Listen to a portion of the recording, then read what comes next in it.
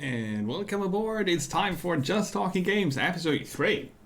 That's the third time we're doing a talk show on this channel where there's usually robots and loot and spaceships and me and a parrot. But, you know, the parrot doesn't get paid, so he sometimes disappears. So, anyway, welcome to Just Talking Games. I called it Games Meet Pandemic for the obvious reason that a lot of games that have been announced for 2020 have been delayed to later this year or next year or to be determined. We're going to look at some games that have been delayed quite a bit. We're going to look at some games that will release as planned, which is quite impressive. Magnum, welcome! Hi, good to see you. Welcome. So, games that have been delayed, games that will be released or are already out. I decided that it's cool as well to talk about games that have been released this year, because sometimes we already had a first look at them, and we could discuss that, you know, first impressions and such. And yeah, also if you are interested in talking about a certain game, let me know. If I got time, I'll put it on later.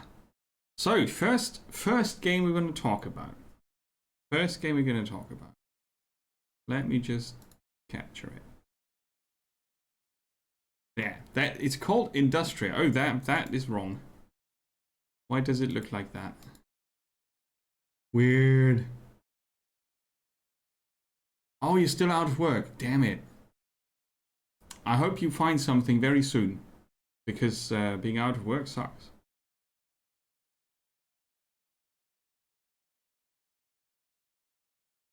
I hope you find something very soon. Fingers crossed.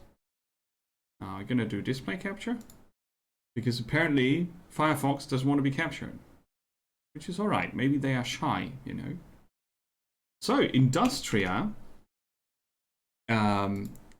is a very small game from a very small studio, I think. I think they are in the UK. Let's have a look. This game is gonna oh yeah, Glasgow, UK. So,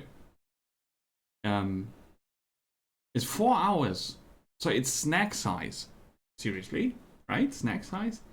A 4 hour. That's a very short game. A story-driven first-person shooter.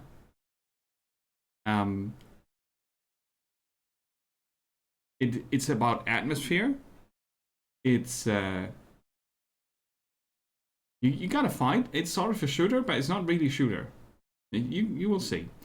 And it has an interesting story, I think, because it's set in Berlin, the 9th November 1989. Right? Important date. The streets are full of people. After 4 decades of division, thousands of cars are rolling across the inner German border. The wall is finally open, or down, or, you know, gone. At the same time, a man disappears in a secret research facility near East Berlin. His goodbye message reaches you too late. You drive back to the office where the state security has already destroyed all records of the research project. The complex is deserted and empty. The research for Walter, that's the guy who disappeared, takes you deep into the center of the facility, right into the heart of the universe, where time seems to stand still. The dark secrets lurk, well hidden behind the curtain. In the end, it's horrible insights and the questions of responsibility that make you dive deeper and deeper into a strange, surreal, yet familiar world. So that's the setting. That's the setting. Because of holidays and vacation period. Ah, okay. Otherwise, you would probably be working already. Okay. So hopefully after the summertime, you can have a new job. Oh, I'm not going to stream a game for now. Later tonight, I'm going to play Elite probably. No promise. But for now, it's just talking about the games. So we're going to have a look at the trailer for this game. I think it has potential because it's a rare thing that games are this short. So this is 4 hours long, so you can play it on an evening, on your weekend. Not many games have that size. A lot of games these days are meant to stay with you forever, right? The horrible term games as a service comes to mind. Um, so, I think this is one unique trait of the game, next to the fact that it's an atmospheric shooter game with a setting that's very unique. So it has potential. I'm not sure if it's going to be very good or not. I'll have to take care of the volume. Let me see if I can do that globally for Firefox. Now we're gonna watch some game trailers and talk about what we saw. Yeah, Iron Harvest. Iron Harvest is gonna be released. I checked out the demo. The demo was not really super good when I looked at it. The AI had massive issues, but it's a demo, right? It was during the Steam Games Festival. Checked out Iron Harvest. It was not so good. Hey, Flake, welcome. Ahoy. We're just looking at Industria. It's a game that's to be released next year. It's a first-time studio, so small studio, first game, and very unique aspects to the game. So that's quite interesting. Yeah, right. Maybe Iron Harvest will be good. I felt it actually reminded me a lot of what's it called? Zed, where you have checkpoints that you need to rush to and hold or defend. Z or Z, I think it was called Zed. And in Iron Harvest, you also you sort of rush the map with your units, and then you fortify. And I found it very interesting that you can fortify in a rather complex fashion. You can put up sandbags, you can put up barbed wire, you can go into buildings and fight from the buildings. You can let your units take cover in different areas of the map. That was pretty good, but it didn't really work. So we'll see. Iron Harvest might still be a good game.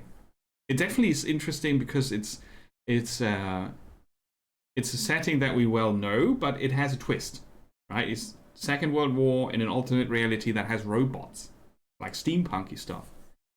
And I'm a sucker for steampunky stuff, so I'm gonna keep my eye on it. But after the demo, I was being very careful with the hype, so we'll see. We'll see. Oh, Lords of Mayhem is getting patched still. I have not heard anything about Lords of Mayhem in 2 months. Yeah, Flick, I've been taking a short vacation. That's why I wasn't around. I've been taking a short vacation. Went to see the parents and such. Right? Lords of Mayhem is getting a patch. We're gonna have a look at that later. That's interesting. I want to see what they are up to. I'm taking a break from actual role-playing games, but I will probably be back. What's Dead Reckoning? Patch checkup.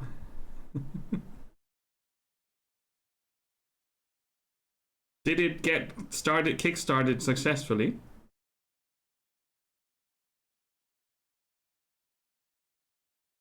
Yeah, absolutely. I'm also curious about the changes to Lords of Mayhem. I really liked the first ideas they pitched, and then Lords of Mayhem changed a lot over 3-4 years, which is okay, right? It's to be expected. And the unfortunate event of the launch that was a complete disaster didn't really do the game justice, because they came with cool ideas and a good engine, but they didn't land in the middle of the playing field. They landed on the outskirts. And the outskirts of ARPG, they are full of games, and they are all okay-ish. And since there are other games that are really cool and solid, they have a hard time. It's just like that.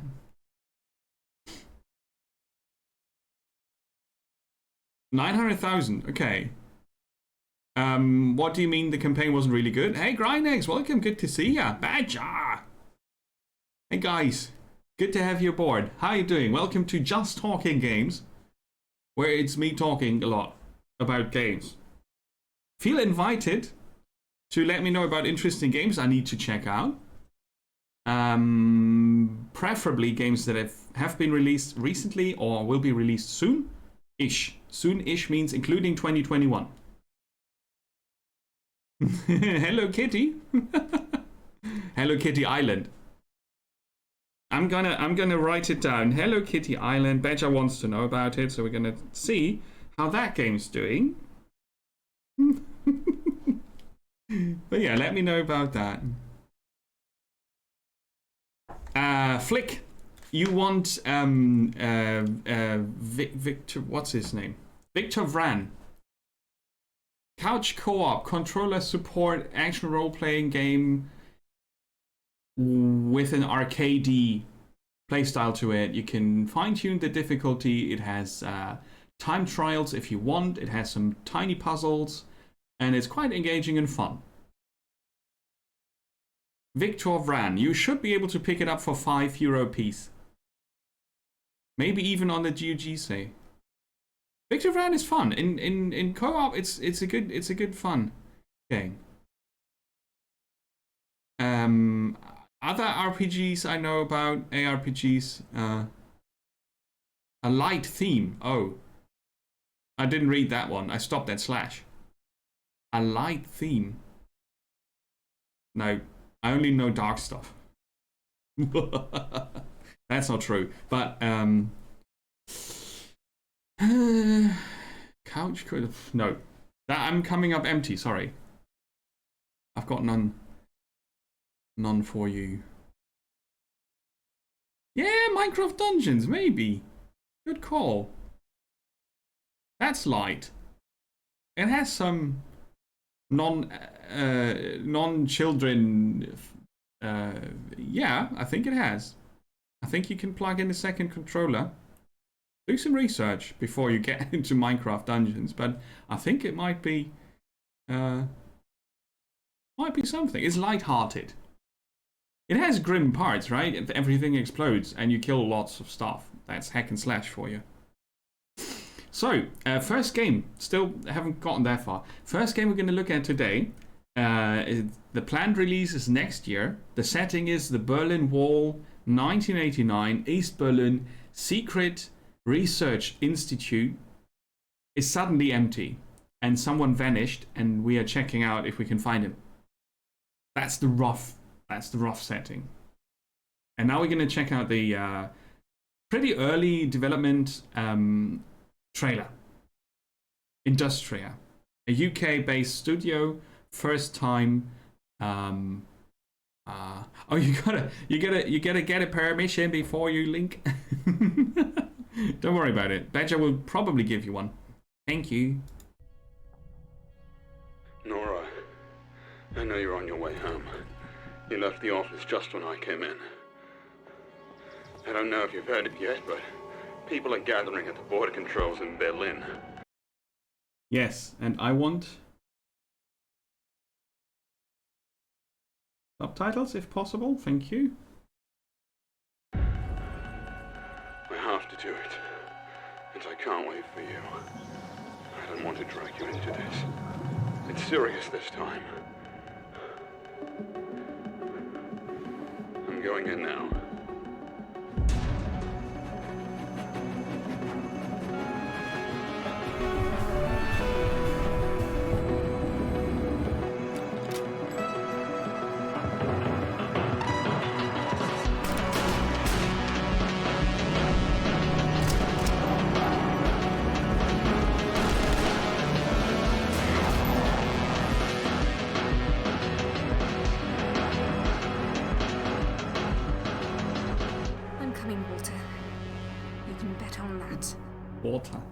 Walter.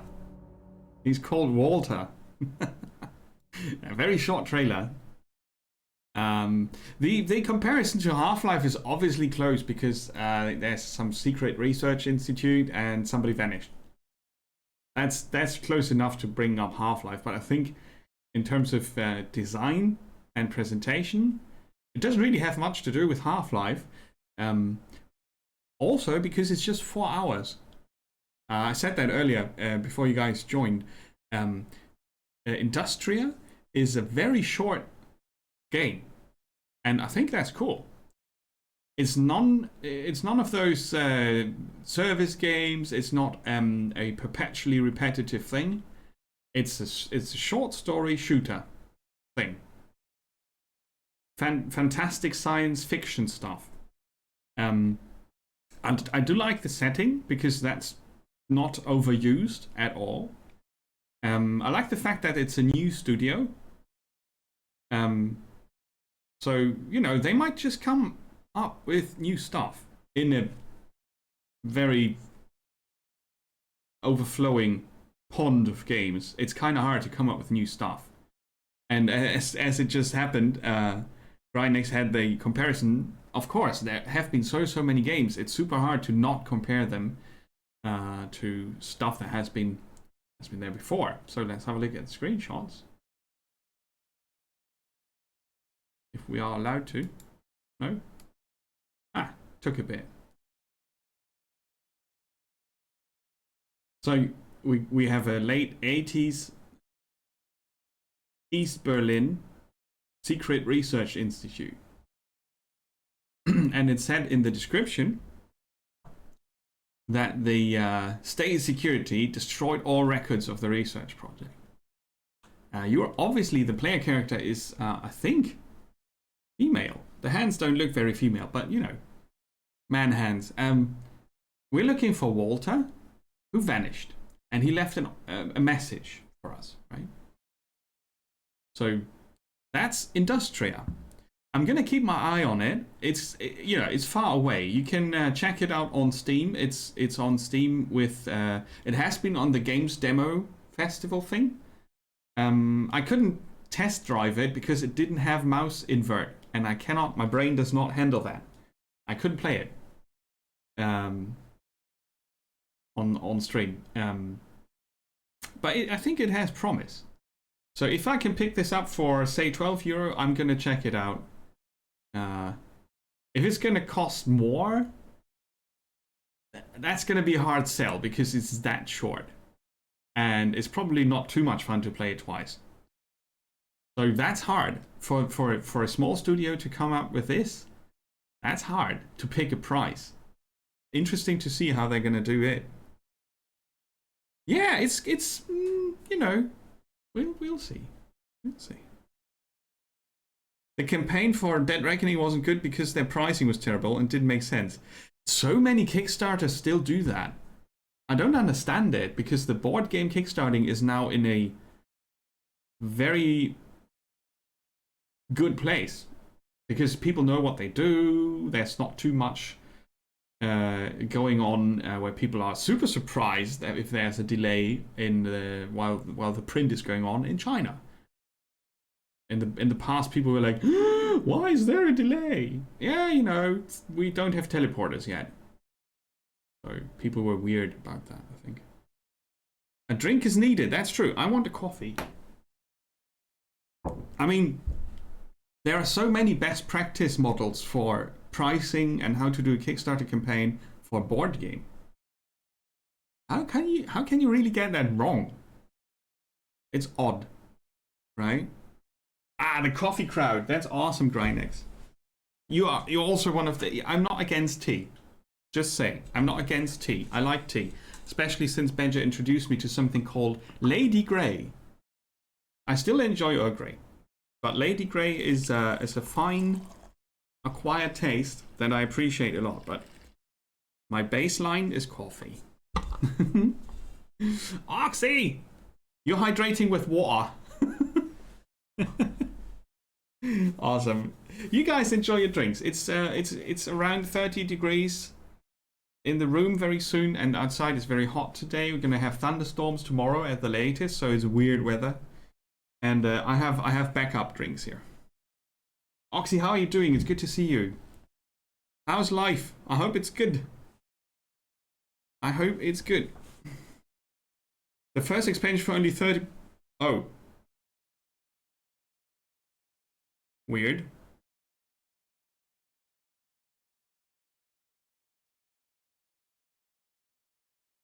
Huh. Interesting pricing. Yeah, yeah, that's new with the added tax. But that's been going around for a year now. I wouldn't be surprised about that.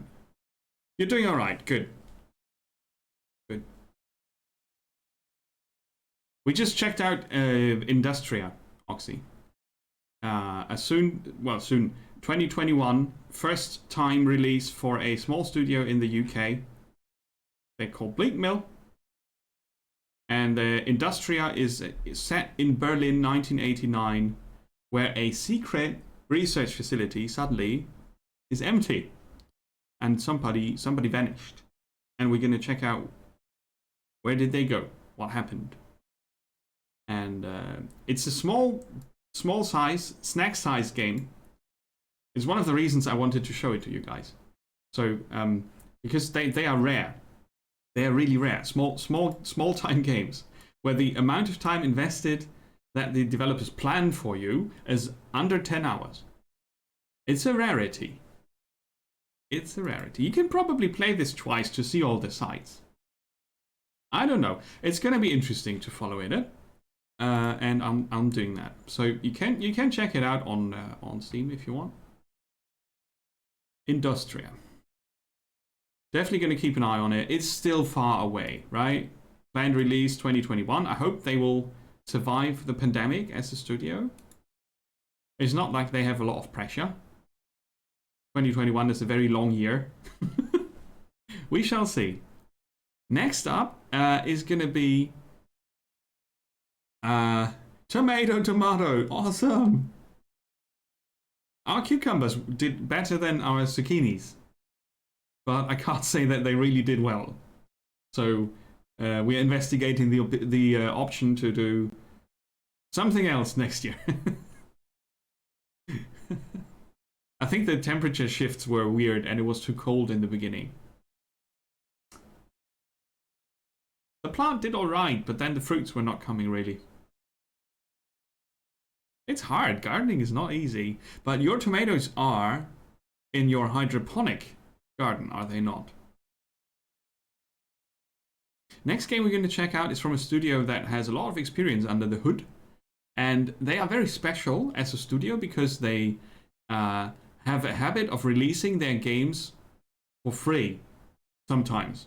Just, you know, they focus on unique art style and quirky, odd presentation, and usually do puzzle games, adventure puzzle games. Can you already guess the studio? They are located somewhere in Europe. The plant is getting wild. Let's see. Ooh! That looks awesome. Is that specially folded aluminum foil? Or tin foil, probably. What you call it, tin foil. It's going wild. Don't let it grow through the whole apartment. As soon as it says feed me, you need to run.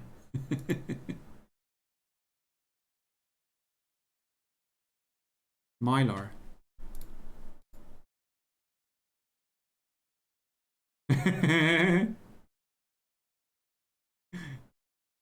Biaxially oriented polyethylene terephthalate. Terephthalate. I looked up how to pronounce that in English.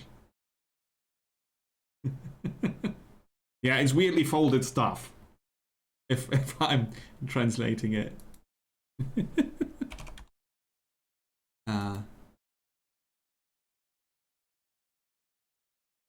Okay. Yeah, polyethylene foil. Hmm? And Mylar is a brand or a thingy. Hey, Podrex, welcome. We just checked out Industria. It's the first one we looked at because I keep talking about things, which is awesome. Keep talking about things with you guys. Industria, very short, atmospheric exploration shooter thing set in a fictional East Berlin in 1989, coming next year. So we will have a chance to look at it again, hopefully. I said that earlier, if the studio survives, because the pandemic is getting people into trouble in all sorts of areas of work, right? And the game industry is part of that. Troubled work. But yeah, you know, if all is well for them, they might just release it next year and that will be cool. Next up is a game by Amanita Design. I just gave a few hints, but nobody wrote it in chat. If you don't know Amanita Design, they are really, really cool. Machinarium is probably my favorite adventure, point and click adventure. Botanicula was the cutest. And Samorost was the first one I played, and they released that for free. 1 and 2, I'm not sure about 3. I haven't played The Quest for the Rest, Rocket Man, or Questionnaut. A web game for BBC, okay. And I have yet to play Chuchel. But today we're going to look at Creaks. I can wholeheartedly recommend these games if you're looking for a entertaining yet challenging, cute, unique looking game in the puzzle adventure area. Really cool. So Creaks. Creaks is, you know, different. I'm just gonna show you the trailer and then we can talk about it.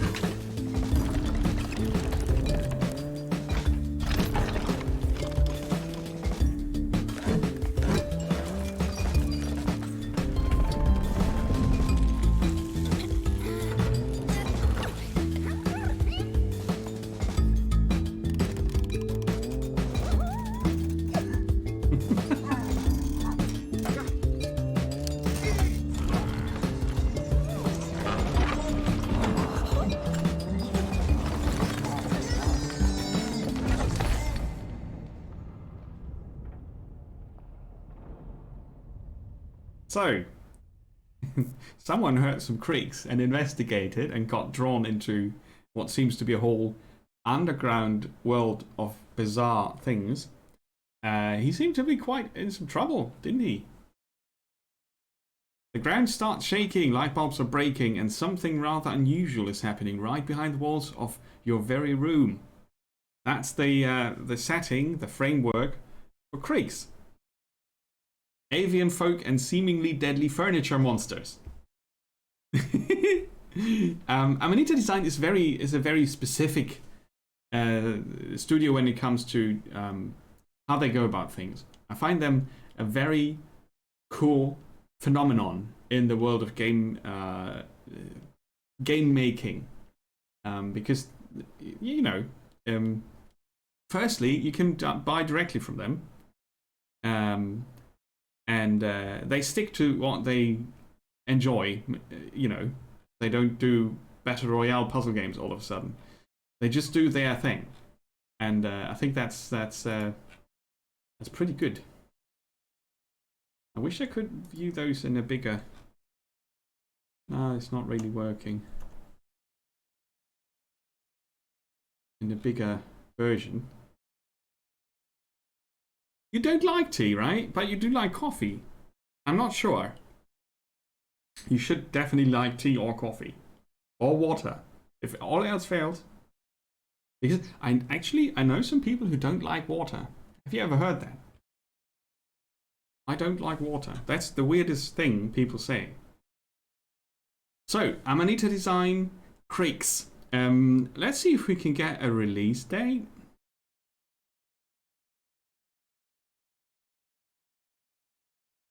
What does the press kit say?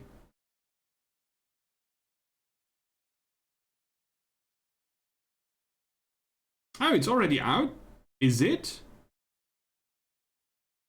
Is it already out? Because then I can play it on my weekend. I didn't know that. I thought it was still in development. You can't... Okay, no tea or coffee. That's bad. You're missing out. But if you don't like the taste, then obviously you're not missing out.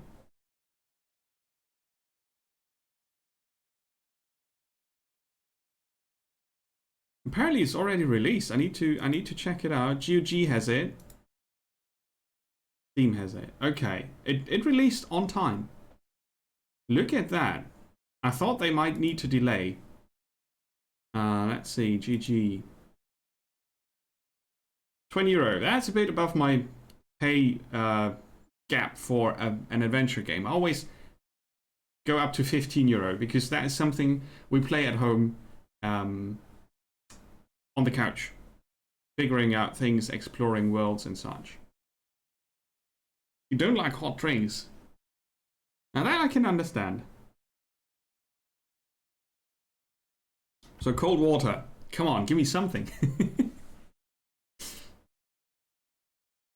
So for the puzzle people, this is something, and I'll definitely pick it up. But first I'm going to finish Chuchel. Oh, I thought they were in Poland. That's not true. I lied. It's a Czech indie... Czech. That sounds wrong. In German, it's Tschechian. And if you just say Czech, that's like check mark. But these are the cool people who make these awesome games. Chuchel is the one I want to play. I'm just going to show it real quick.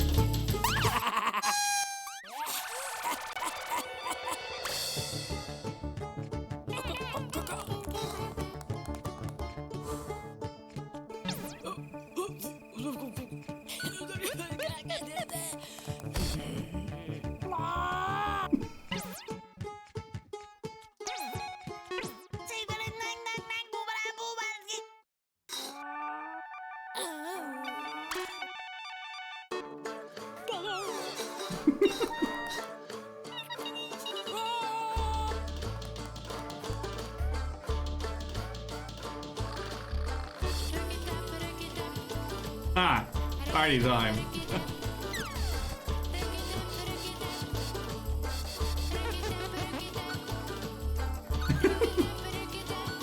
Chuchel invaders. Aww. Give him the cherry, come on.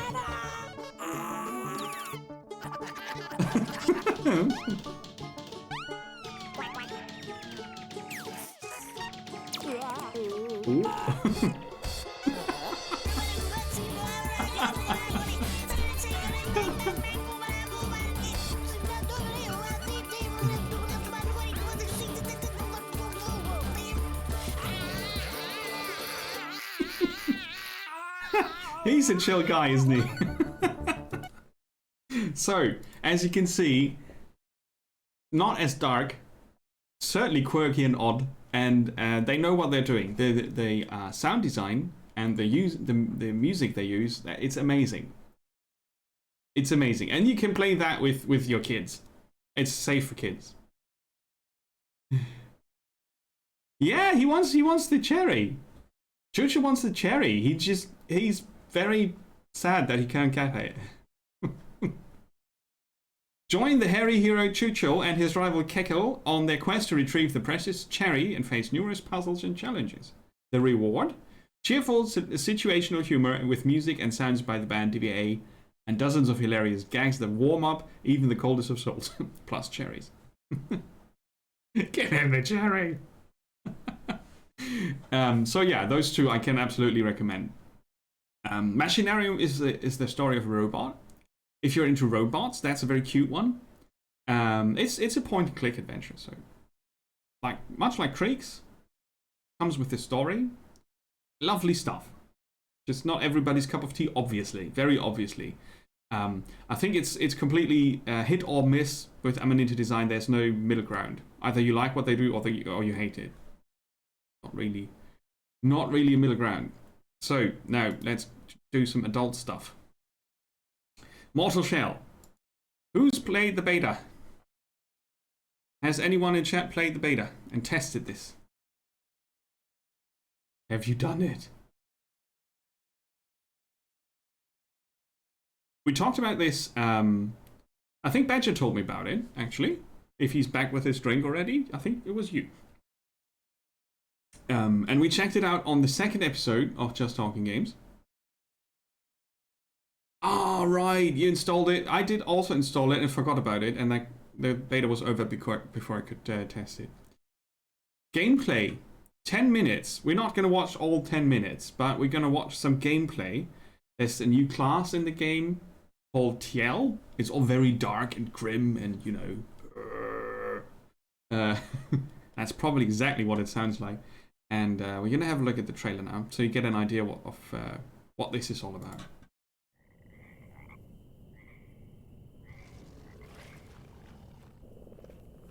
Just a few minutes. He's naked. Rude. They like their blur effects.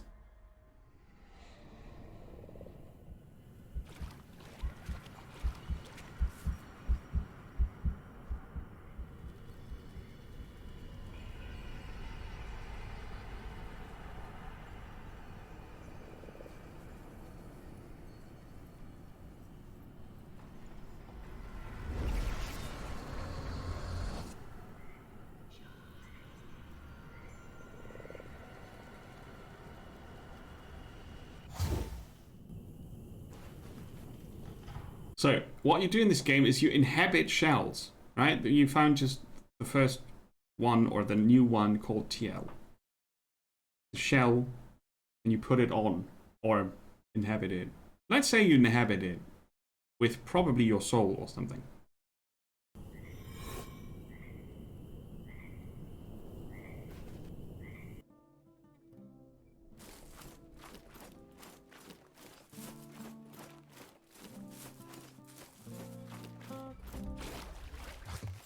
Oh.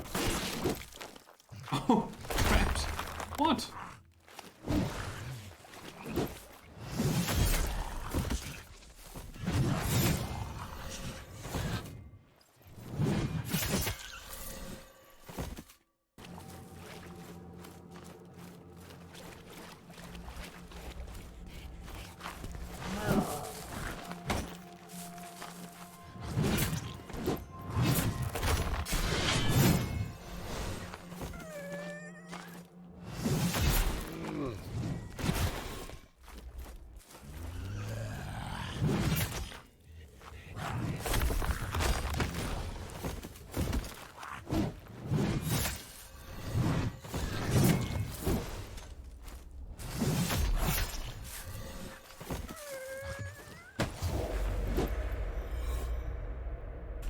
That's cool. We just left our shell. That is super cool. Yeah, that's true. It's not easy to get weapon weight in. Something I need to say though, getting hit with the weighty weapon like this, the bodies don't behave like it. The enemies, you know? Maybe they don't want massive dismemberment.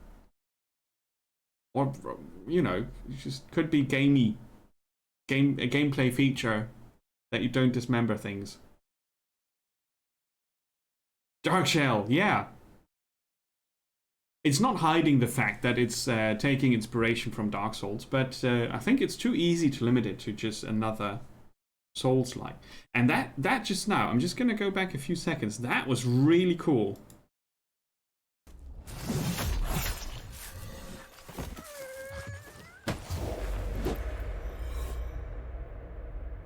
Nice. We're probably defenseless without the shell. I don't know. But yeah, that's a weighty, heavy-duty Zweihänder. Or Four-hander. Like another big guy. Someone's spamming the keys here. I can see it. No finishing move. Pity. Okay. Yeah, it looks like some animations are still missing, and hit feedback is not visible every time. But it's not done yet, I think.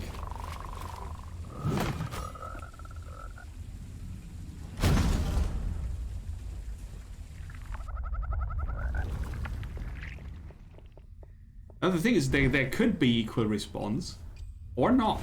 It's a development decision, a design decision.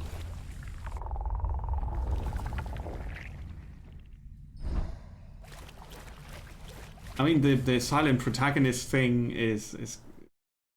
it works.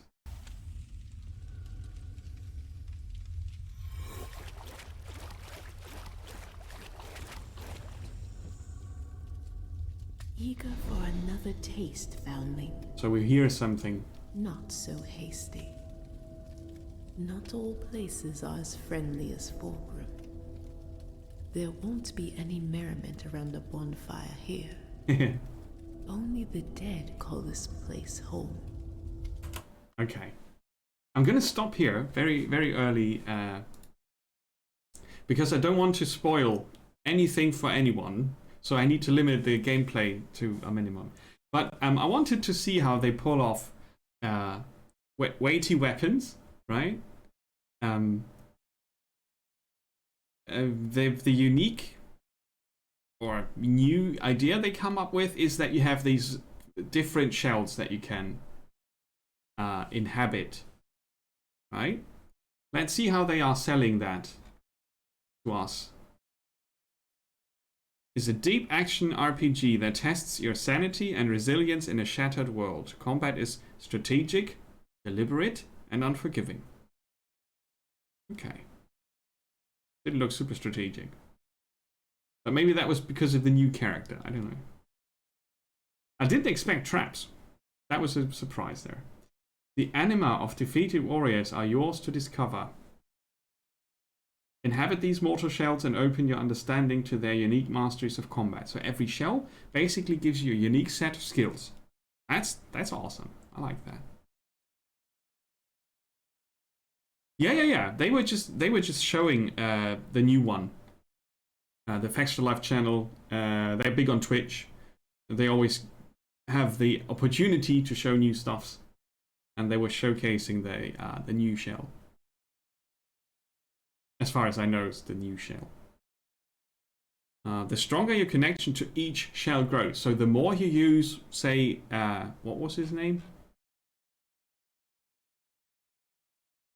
TL, the better you get at using their skills. You can harness their innate talents, recover venerable weapons, sharpen your iron with acid, and study devastating arcane powers. So magic is also a thing. £25 on Epic. Eh?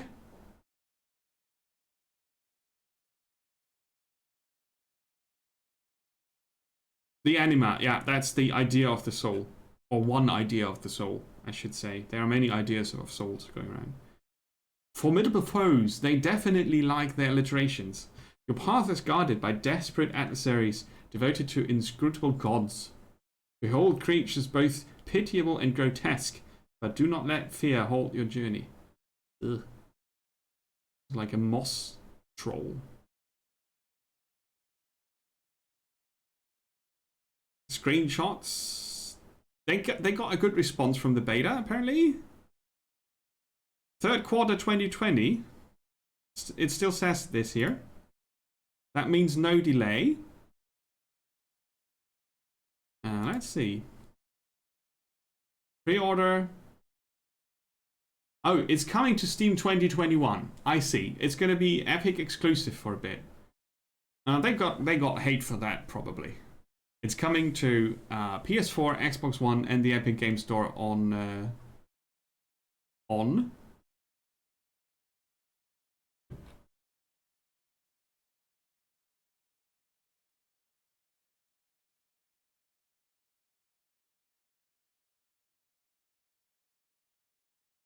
I want a date. Maybe I don't get a date. See, Twitter. Third quarter. Coming this year.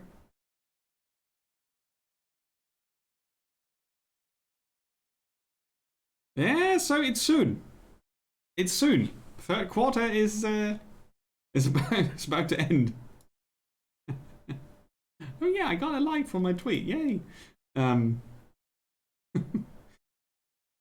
So, if you want to get it, you can pre-order it.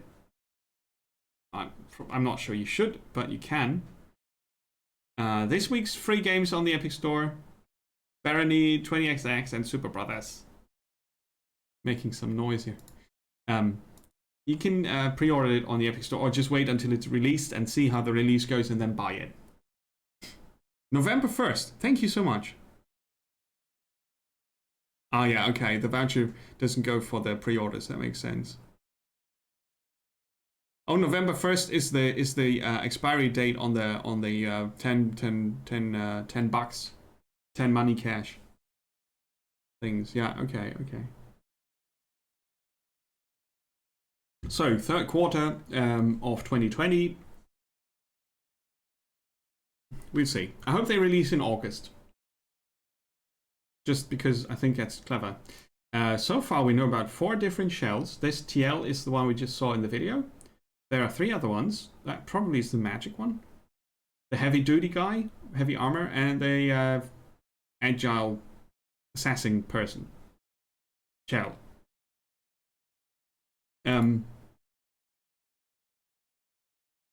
Review trailer. The gameplay trailer we watched last time. No, we watched the review trailer, I think. So you can get plenty of in-game footage if you're not sure about how the game looks. So that's pretty good. That's pretty good. Hey Nebby, welcome. Yeah, it's they call it a deep action RPG. It has definitely links to Dark Souls. Shall we watch another trailer, Nebby? We've got time. Welcome. We just had a look at some gameplay footage for a new shell that you can play in Mortal Shell. That's what the game's called. Let's have a look at the other gameplay trailer. That might be good. Here. Now that's a boss. I don't want to see that. Maybe another character?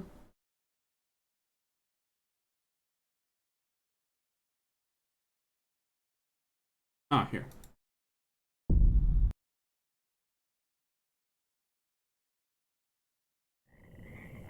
No, that's the same one.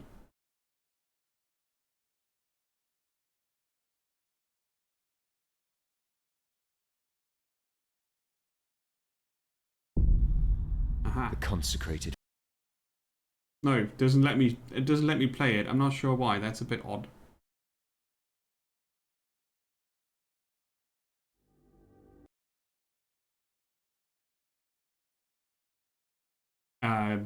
Maybe I need to watch that on YouTube because they're being weird about it.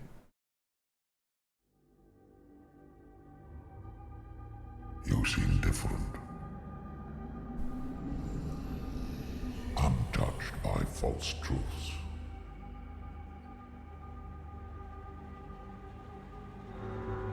Will you pry these gifts from the unwilling? Or will you let them rot?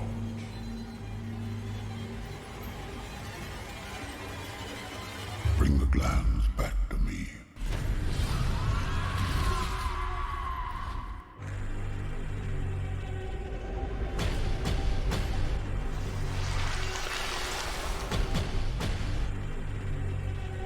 Oh crap.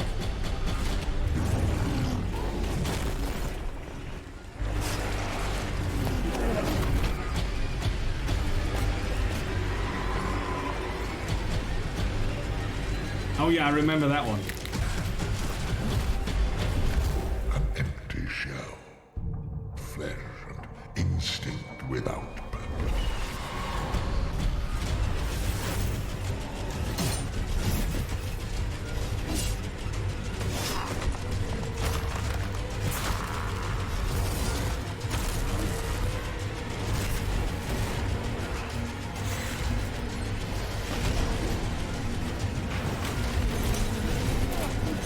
Oh crap.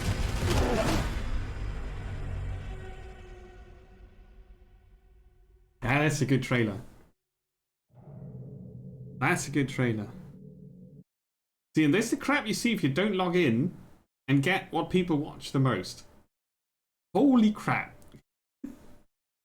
Let's not look at that too long. So, Mortal Shell.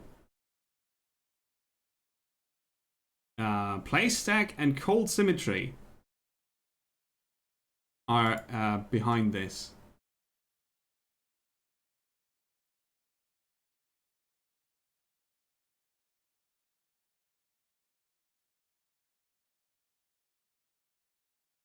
A short-timed exclusive on the Epic Store. It's going to be on Steam in the third quarter of next year. Short-time PC exclusive, 1 year.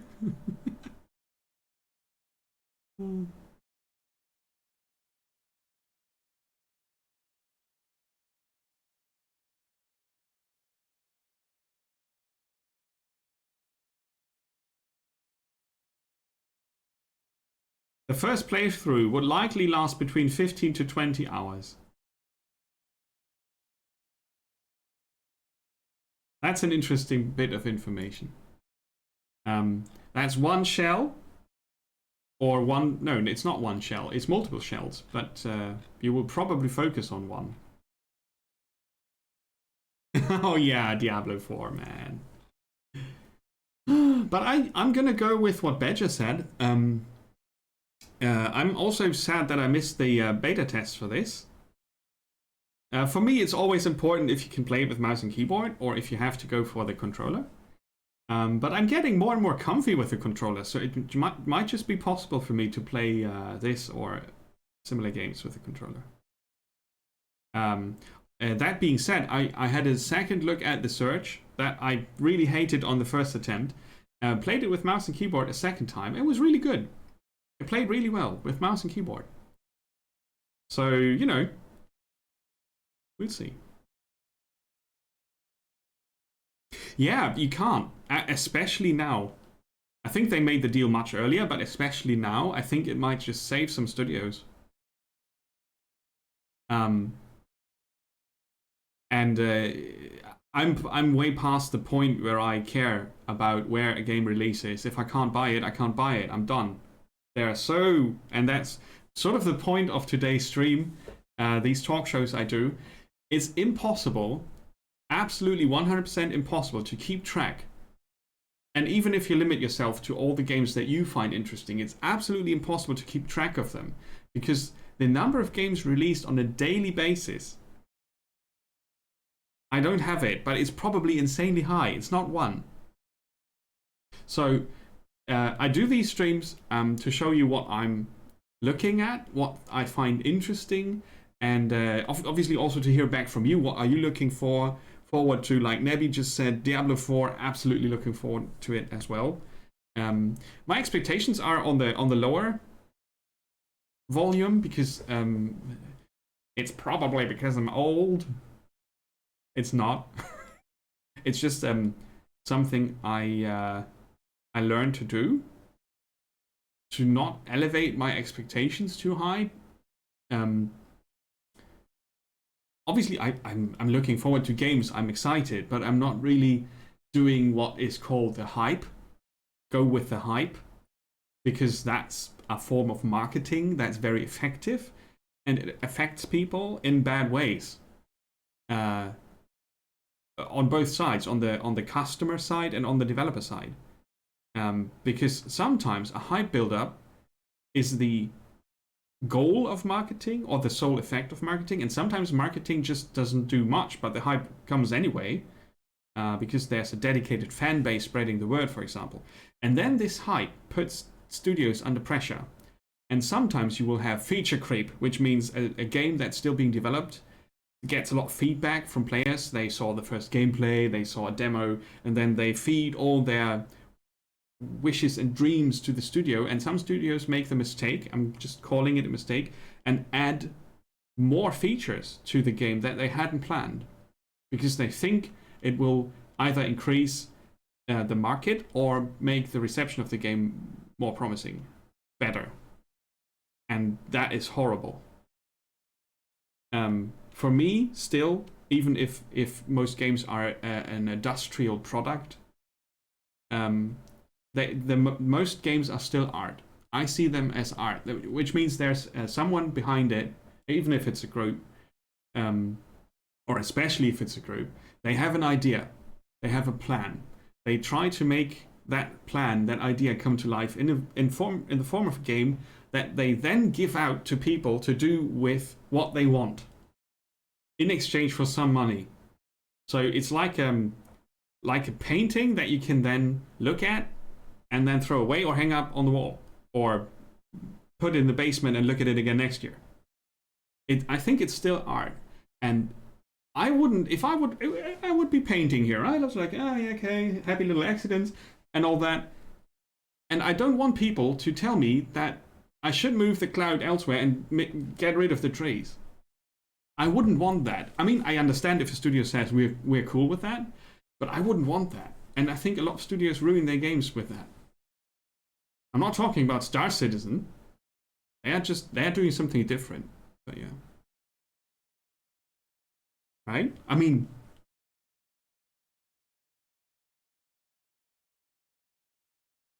as long as the game works, yeah, that is something. Yeah, Bob Ross, he has all the wisdom for us, doesn't he? You would choose Steam given the choice, yeah, because it's all in one place. And that's what I hear. Most people don't complain about the fact that Epic Games launches, their own storefront and such. But what people are having trouble with, and I'm also in that group, I've got like 8 launches or 12 or whatever. That's bollocks. What the hell? Right? I don't want that. And GOG Galaxy is actually something I can recommend because it does a good job. It's not perfect. Absolutely not perfect. They are still working on it, and sometimes it just breaks. But it's a decent way of keeping your games in one place. But what it doesn't do, and that is something that Steam over the years came to be doing, is collect games in one place, but also a link to the community, an active community, the workshops, the mods, and mainly also more information to each game. You just watch the game trailer, look at the release date, click on the community button or the website, and that's really good. The Steam interface is, as such, not pretty and not well done, but it's all in one place. It's one interface. GOG is sort of... I want them to do it in a better way, but they're focusing on putting all the games in one library where you can go through your collection. For me, it works really well. But I'm missing the other part. For that, I go to Steam, which is weird. Scam Citizen. Let's see if they release soon. Ish. 10 launches, yeah. You have all the launchers, right? You got the option to open the launcher, launch the game, and as soon as you're done, it closes the launcher down again. So you basically don't really see it, but you still need to install it. It needs updates, blah, blah, blah. All sorts of mumbo jumbo that I don't want. Can't help it. So, Mortal Shell, 3rd quarter this year. So, tomorrow, maybe. We'll see. I'll keep a close eye on it. I'm pretty sure Badger will as well, and some others might also be interested. There's a Discord community you can check out if you want. This is, yeah. Hey, you get the newsletter and exclusive artwork. Seriously? No thanks. So, Hollow Knight is getting an upgrade.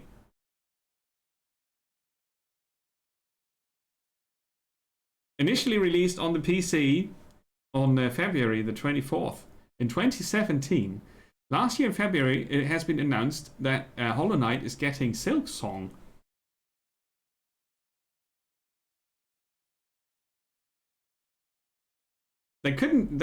Originally they wanted it to be DLC, but it became too large.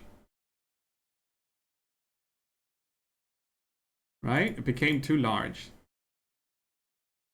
Ascend to the peak of the Haunted Kingdom. Hollow Knight is a game that I streamed on one of the Discovery streams, and I was like, I'm not sure if I like this. I ended up playing it for an hour, and I really didn't want to stop. That was a surprise. So Hollow Knight has a special place in my on my radar. So it's more of the same. They expand on it a bit. With 150, at least 150 new foes. Acrobatic action, so different moves you can learn, and it's about discovering the world and meeting others, and its specific style, right? So it will be available on Switch, Hub Store, Steam, GOG.com. Let's see. Hollow Knight. Soon.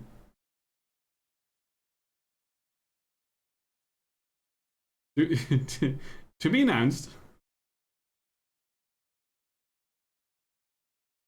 You left a bad review on Steam. Oh, sorry to hear that. I really liked it. So there's no release date yet. It might be one of those games that has a delay.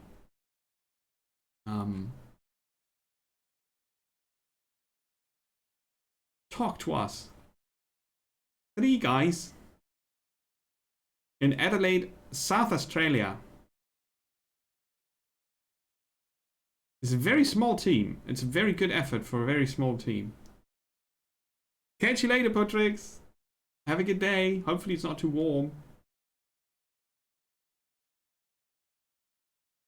So, that's going to happen this year, hopefully.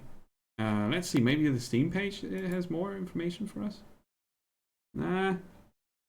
Nothing yet. Maybe they put out some news. Related news? No. Silence is not good. Discussions?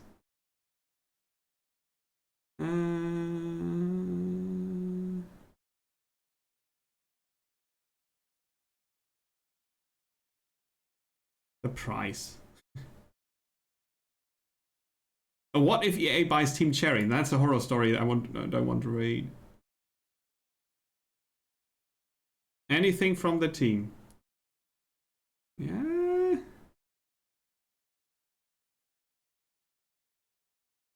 Character reveals during the last month. That was in June.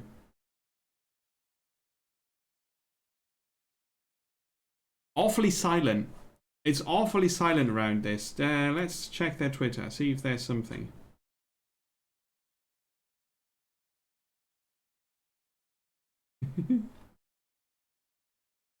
By others. They retweet it.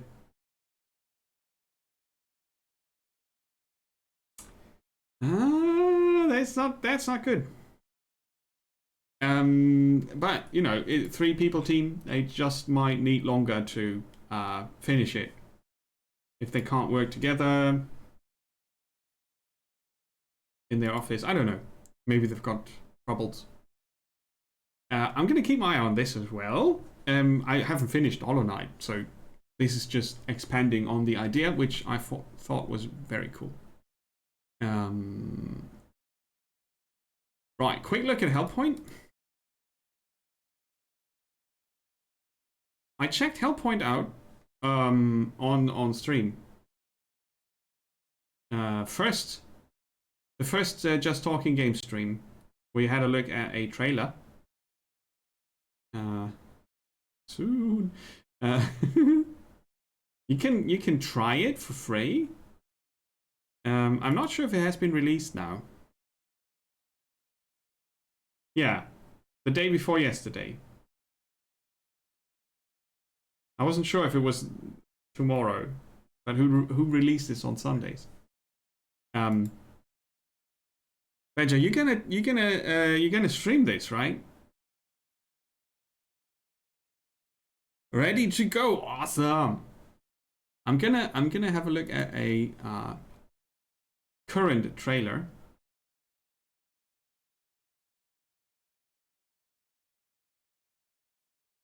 It's a very, very odd story, I think. It's a very weird homepage as well. I think Steam might be the best place to find a trailer. Yeah, absolutely. Absolutely. The thing about this system here is I don't know when the trailer was released. Down. We serve a different system.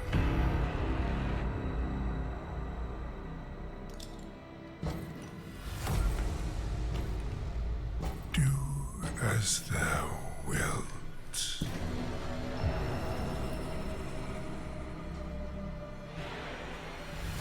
10,000 years from savages to enlightened.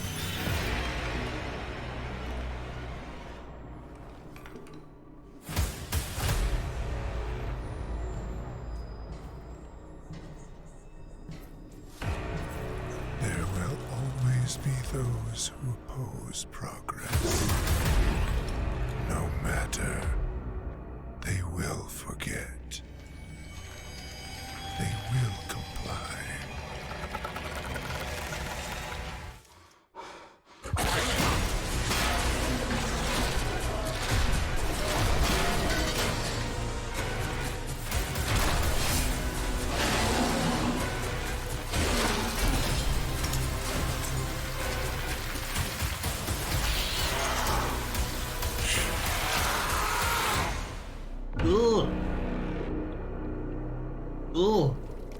Never felt like the blood in your veins.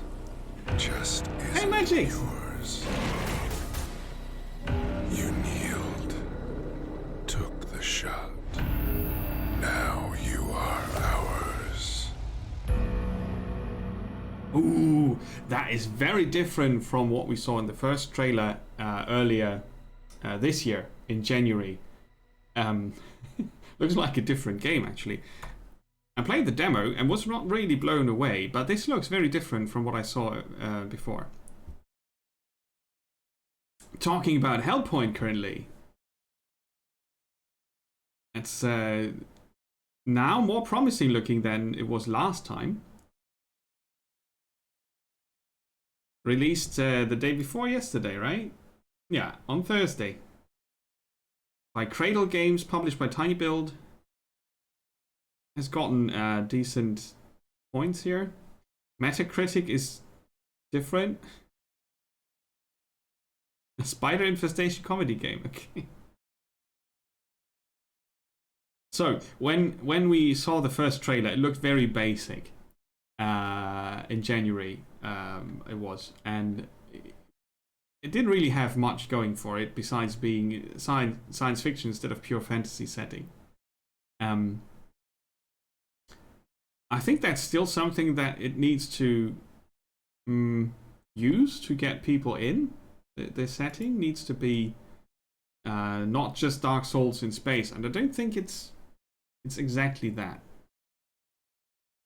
But then again, it might be. I'm not sure. It has local co-op, split screen. So, you know, it definitely has potential. Let's see. We shall see. Magix, how are you doing? It's good to see you again. Hope you're doing well. Okay, so Hellpoint is something to keep your eye on. Maybe check out a stream by Certain Badger. uh, soon. And I like the fact that it's a dark sci-fi setting, like a bit like Event Horizon or something maybe. Plus, it's not classic sci-fi with hey, look, it's aliens. Has a bit of Hellraiser to it. I don't know. Has a bit of, doesn't it? I don't know. Yeah, I'm doing good. I just had a short vacation. Took a few days off, nearly 2 weeks, and that did all the best for my head. Recharged, and I had a chance to visit the family. That was also important.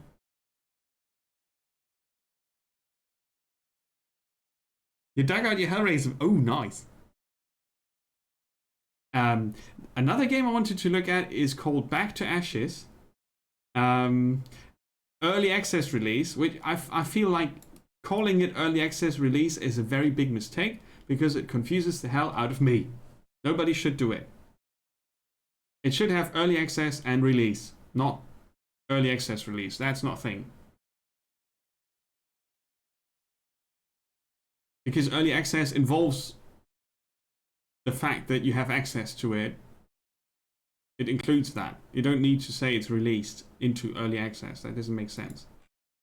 Just saying. So, it has a trailer as well.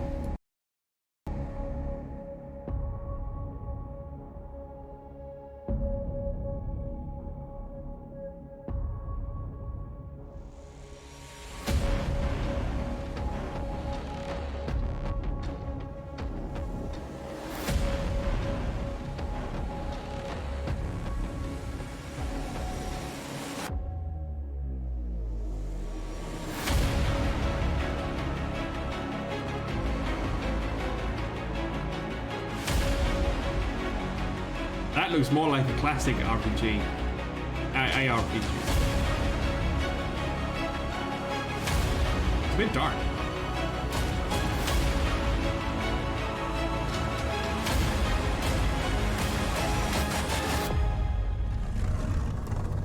It has a dragon.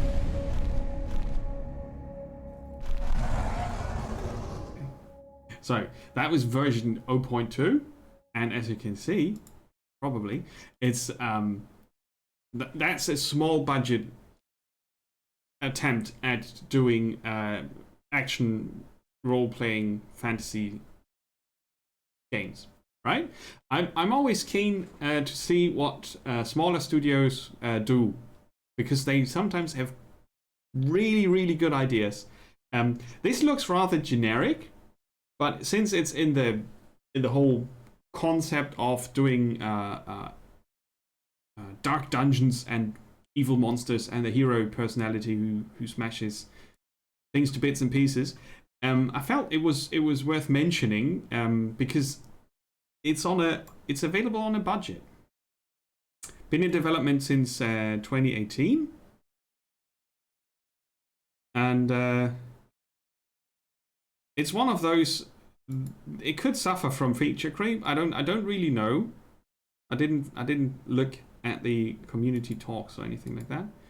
But you know, if you don't want to spend a lot of bucks on a game like this, like Mortal Shell, which is decently priced, but still, it might just be above the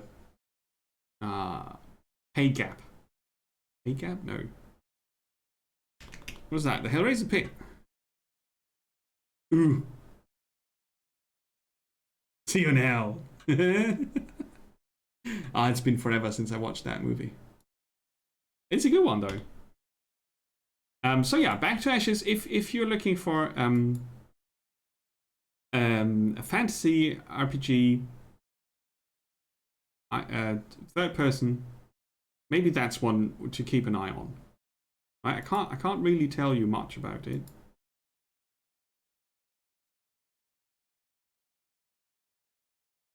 Currently, it's version 0.7, so it's been some time since the trailer we just saw that was 0.2. That looked very basic and a bit dark, actually. Not a good trailer. Still bug fixing.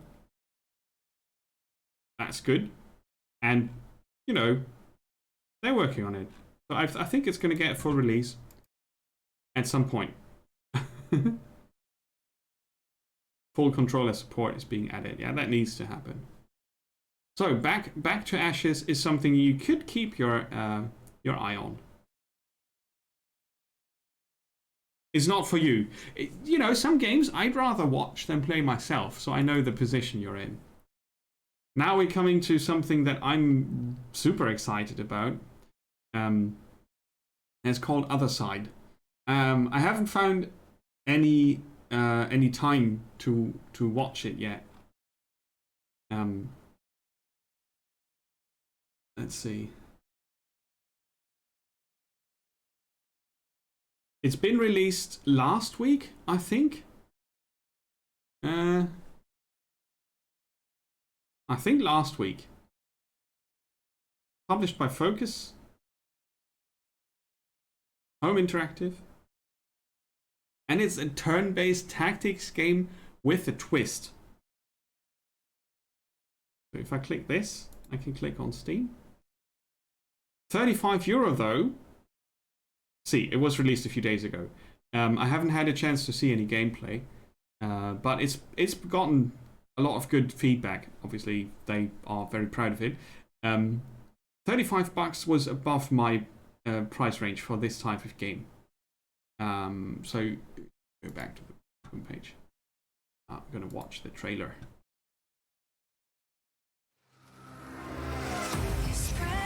The other has come for the chosen one. I'm not English. And soon the veil will break. Suffering's coming will rupture reality. Welcome to our reality. I can give you my daughters, birthed from my soul. You will need them to fight. The rest I leave to you. Put an end to suffering.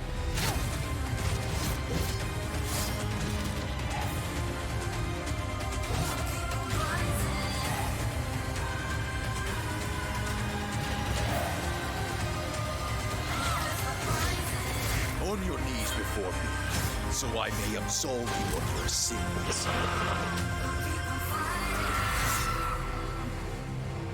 Not a fan of the trailer. I think that's a very bad trailer. Sorry about that. The game has a unique style to it because it's using black and white and red as colors, mostly. Exclusively, I think, even.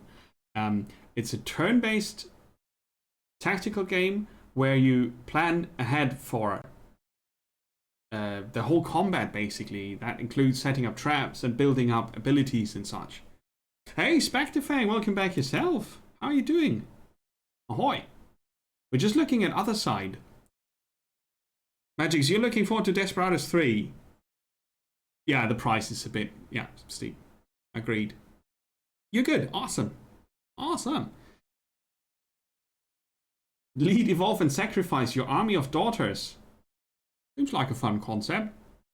Take your army into battle with all the skill you can muster. Your prowess in combat will decide their fate, shape their abilities and personality. Make the toughest decision and sacrifice one to heal another. Survivors will get stronger, ready to fight the next battle. So, it's a game about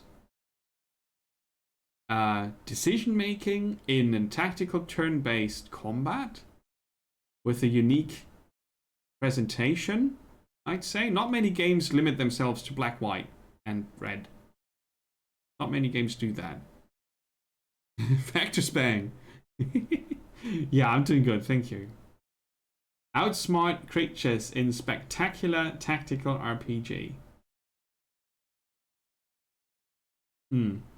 Bosses. The suffering of humanity. You need to stop that. A dynamic timeline system.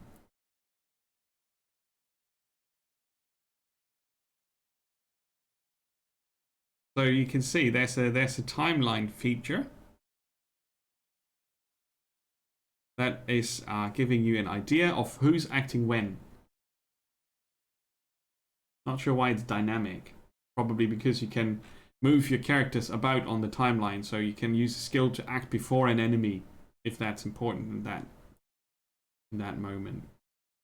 There's a story and lore behind it, so you can find out about the suffering and the daughters and such. The whole universe that you can learn about.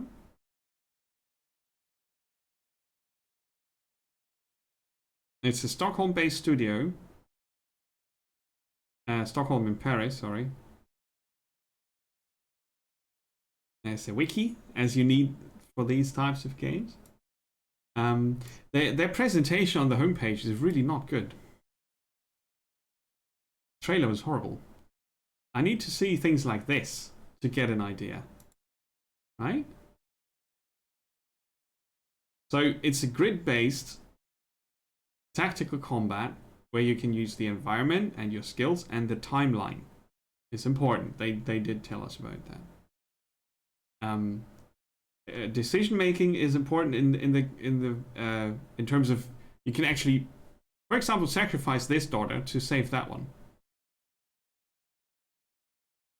Modest will be sacrificed to save innocence, for example, and regular enemies and boss enemies are a thing. So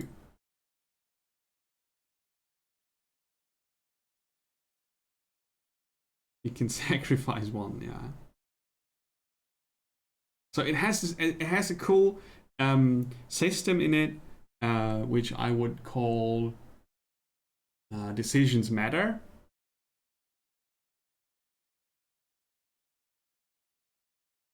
Plus permanent choices, which is cool to add to a game of this type.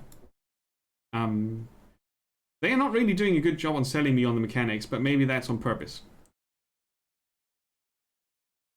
As you can see, involved stats and abilities are a thing. It's not a casual thing at all. It's a very involved game. I guess the XCOM community is all over this. But yeah, the presentation, the style of the game is make or break for me. It's not for €35. That was clear very quickly. You saw some gameplay of it, but turn-based games are not for you. Okay, I see. Yeah, if the genre is not clicking, then this is too specific even. If you want to try, if you ever feel like you want to try the turn-based combat, I think XCOM 2 is the way to go. Most probably. But yeah, other side is something that I'll pick up on a sale. Most definitely not going to pay €35 for it, because I'm not a super fan. Hey, super fan of the genre. But it's definitely interesting.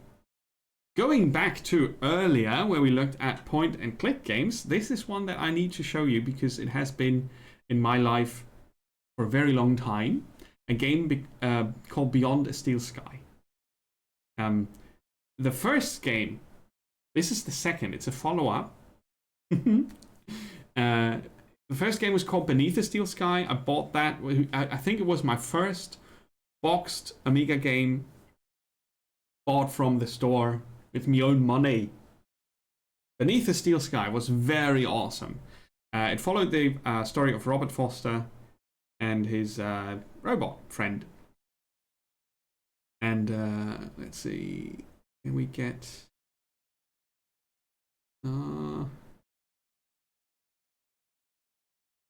the guys behind this also made all the Broken Sword games, so you know, they know their point-and-click games, right?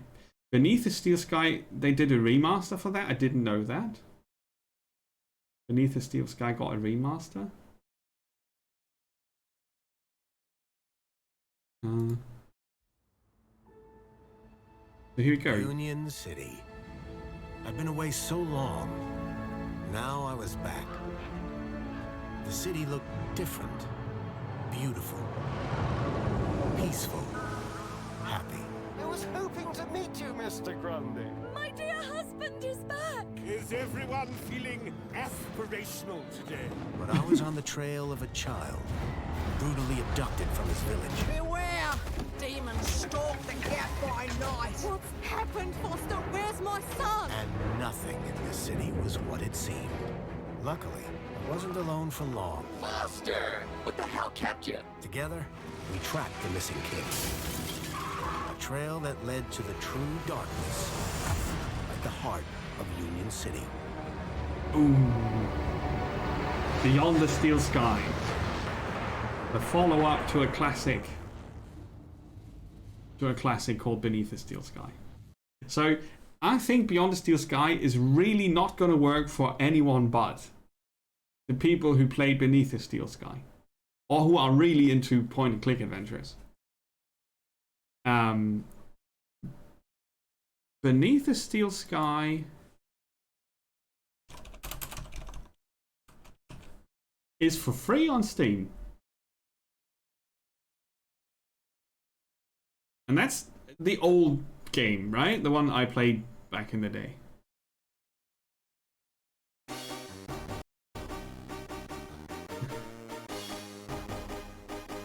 That's such a good game.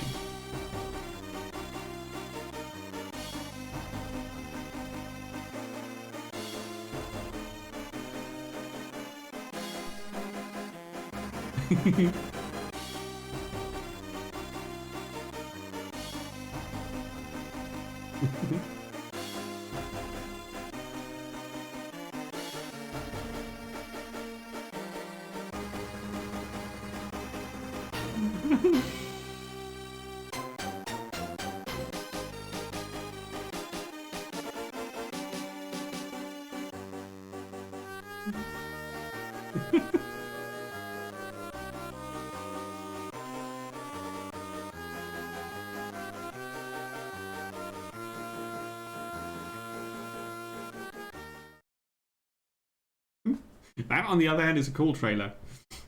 So, Beneath the Steel Sky was a very, very good game. Super challenging back then. I might just have an easier time if I play it now. I will play it again. You have to remember, though, that it's a very old game and some things are very cringy. Some of the humor is really, so I warned you. But it's a cool looking game, hand-drawn backgrounds. It's all very, very pretty science fiction-y stuff. And it's a cool story. Very dated. Very dated. I would have to see. No, they don't tell us when the first game was released, right?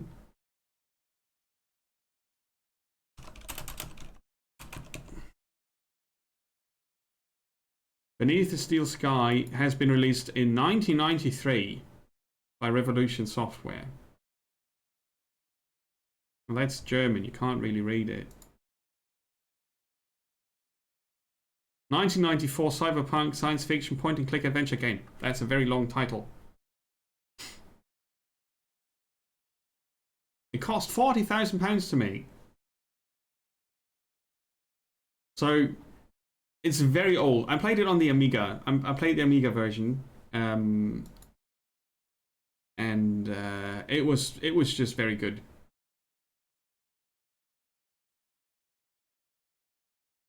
So yeah, there's that. It's for those of you who enjoy point-and-click adventures. And Beyond the Steel Sky is just going to be... It's a fan service, I think. It's going to be fan service. So, just so you know, that's the thing. There's a follow-up to Beneath the Steel Sky. Factorio is going to be released in this month, in 2 weeks actually. I'm not sure why there's My Time in Porsche here on the picture. Let's have a look at their homepage. Factorio is a game that I play in my free time, off stream. It's a very satisfying factory building, alien planet survival simulation game. It doesn't do it justice. It's kind of hard to explain, and it's also something that either works for you or is completely not working. Let's see. I haven't looked at the trailer. Not sure from when that is. Let's have a look at it.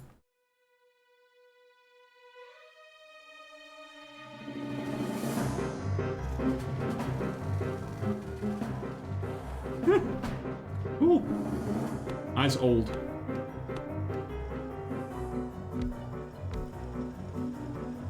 Conveyor belts. Conveying goods to the factory. Transforming things into other things, which will then be transformed into yet other things. To produce awesome things. Which we then can use to defend ourselves. There's trains and cars and aliens. And conveyor belts.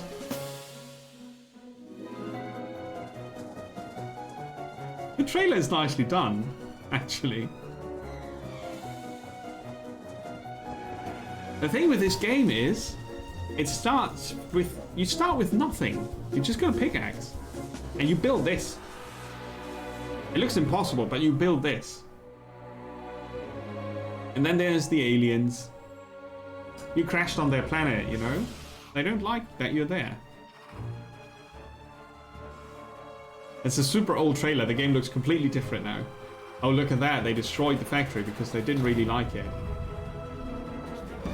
Tower defense. Flying robots. Automation, the game.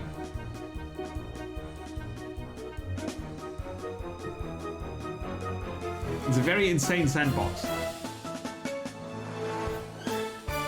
And the goal is to get off the planet because the planet sucks.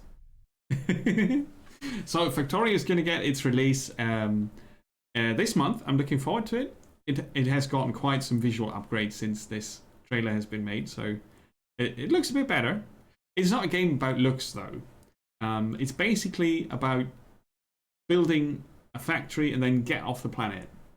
So you start with your pickaxe and you start burning coal, and then you have steam engines, and then you research more technology because you will need a space viable rocket to get off the planet and survive. So that's what you're building. And then you need to defend your factory because the more pollution you create, the more aggressive the aliens become, and they try to eat your factory and you need to stop that. So you can build walls and turrets and flamethrowers and grenades and so on. Shotguns. It has multiplayer. We usually play it on a weekday with 3 people. It's a lot of fun. It's very chill also in between, actually. But it can get very, very hectic. Doesn't look like it maybe, but it can be very hectic. But as you can see in the background, it's mostly about conveyor belts and planning production. Or running about and throwing grenades and stuff. It depends on how you want to play it. So if you know, if somewhere in your heart there's a tiny tiny bit that's enjoying automation or, you know, planning things and making them work, you should check out Factorio. It's a good game. Yeah, it's a very enjoyable game. Next up, a bit different and a bit similar. This one's called Universim. Let's see, available on Boom. Probably. Yeah, that didn't take me to Steam, did it?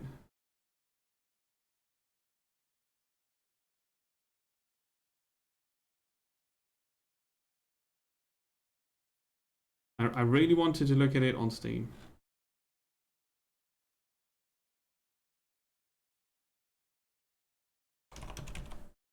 The Universim.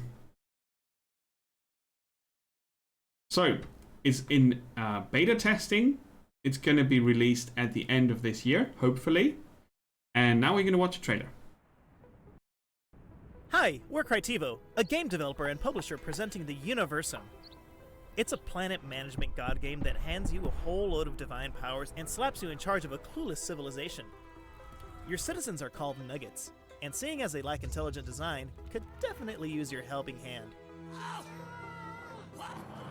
Guide their progress by growing their cities and evolve their technology from the Stone Age to space colonization among the stars. Space! It's quirky, it's colorful, and it'll scratch that god game itch you've had for years.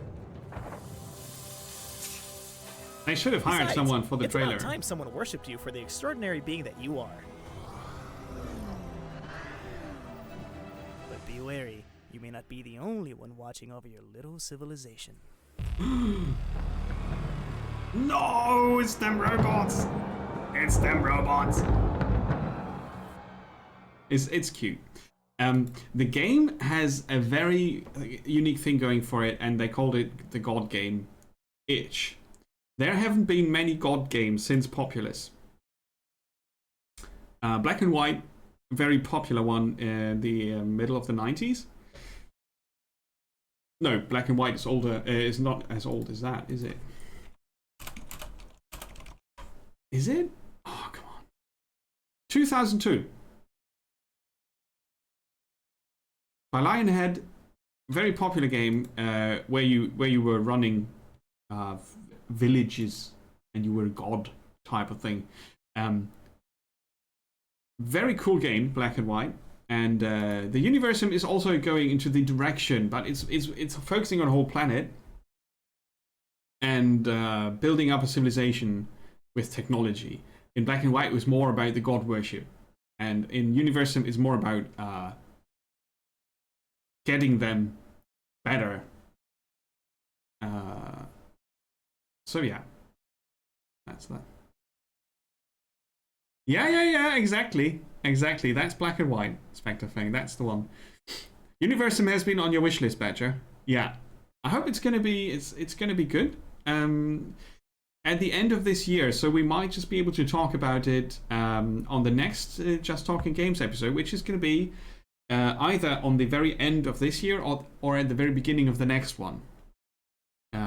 Depending on how I plan my end of the year, actually.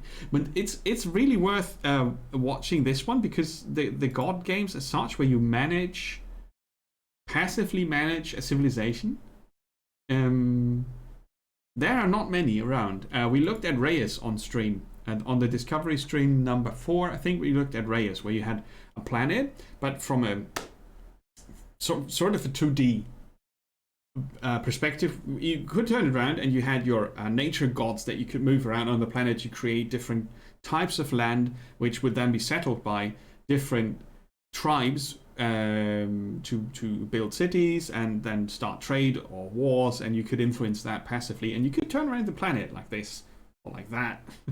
And the Universum is going to be tad similar. But the God game, you can influence the planet and the things around the what did they call them? Nuggets? I didn't really understand the word. Maybe they called them I'm not sure.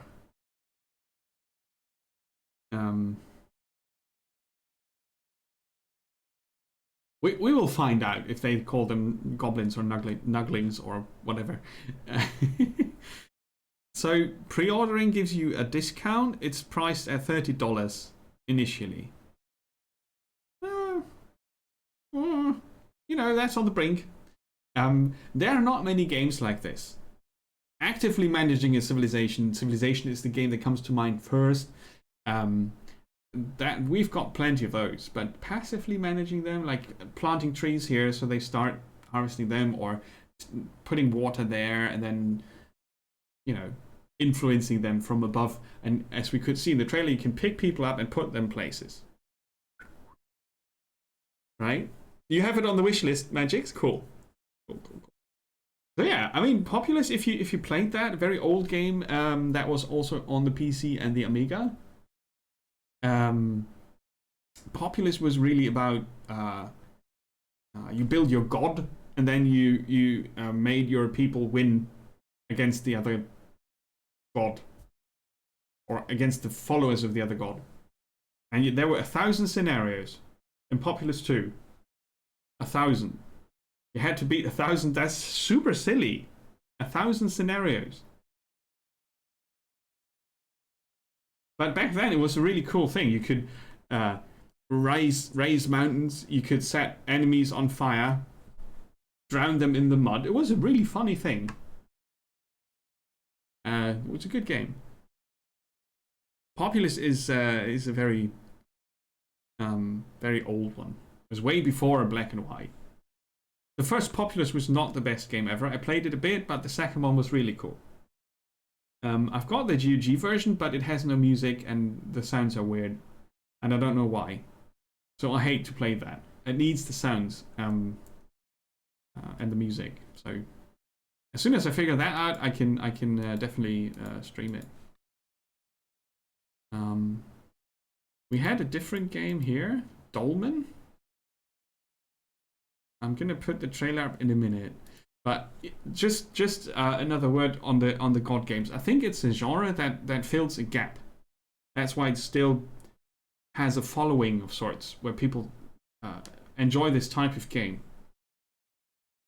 It's not that it's a low pressure sort of thing, but it's not being turn-based is absolutely a pro argument for many players.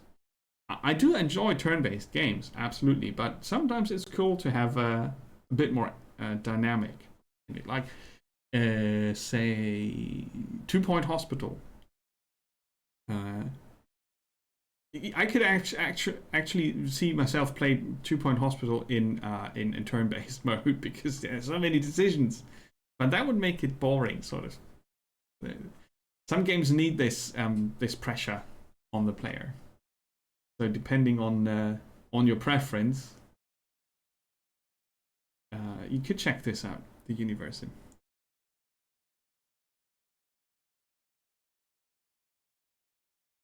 Too bad they gave up on it. Which one? Dolmen? Is that abandoned? Oh, on Populous. Well, it had 2 games, and maybe they needed to move on. After Populous, Peter Molyneux and his guys went on to do all the Fable things, I think. Isn't that the same?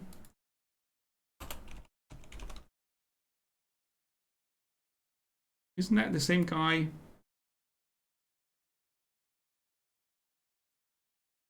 $1989 is when Populous came up. Yeah, I already donated. Shut up.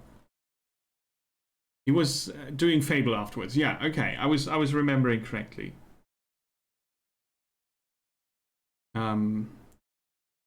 Bullfrog later on, Lionhead. So, you know, he's had his God hands in lots of God games. There's not many God games. That's true. That's true. Dungeon Keeper was sort of a spin-off into a similar but different direction. And Goddess or Goddess, I haven't really played that.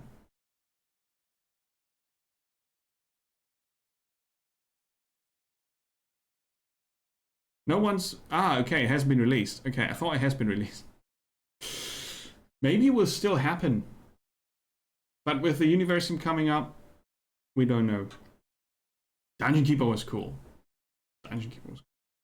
It shared some of the God game aspects, right? Passive, sort of active passive mix in the player role. It's kind of cool. So we did look at other side, and now we're going to look at Dolmen. Yet another third-person action RPG. Cosmic horror. If they start with Get Your Key in Kickstarter, they are really not in my good books, but I think it's definitely something you can compare to Hellpoint. Planned release is this year. I'm not sure if that's going to happen.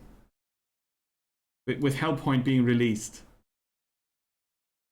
So, this has crafting. I don't think Hellpoint has crafting. And it has ranged combat. I think that makes it a bit different. Let's see if there's some motion here. Is the game still alive? I asked in March. That was in May. Where's the demo? It's been awfully silent here. So we will see. This is a game I had on my watch list for a long time. And I'm gonna see if the trailer is any good. Unreal Engine.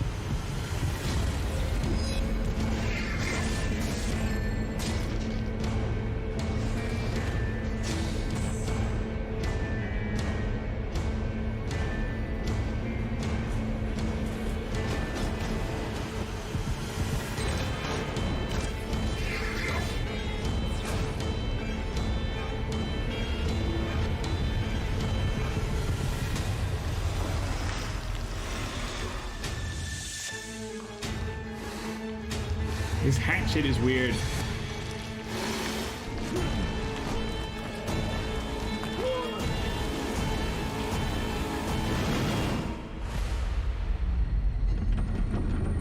What I find good about this game, yeah, it looks a bit dated. Some of the things you see in there looks a bit dated, but it has more of an arcadey approach. Because not every game can be like Dark Souls. Not every game can have deliberate, tough, unforgiving combat. Just because it's a third-person action RPG, right? It wouldn't work if every game had it. And this one looks more like a fun approach.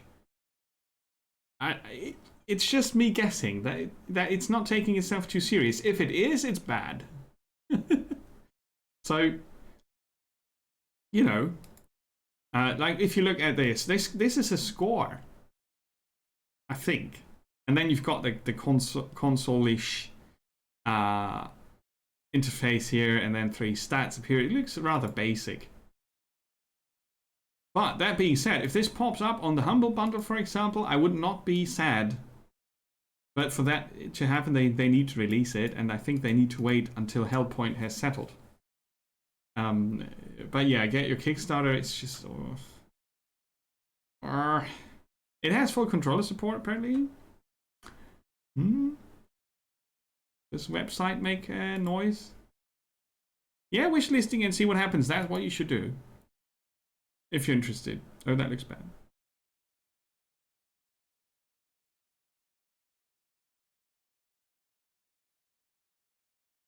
Studio is based in Portugal. This is yet another homepage where I think, what the hell is this?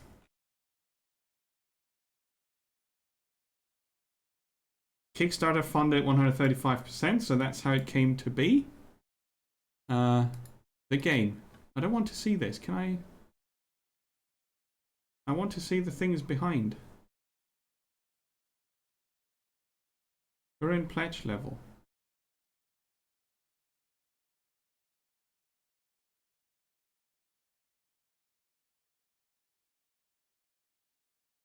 The page is not really working.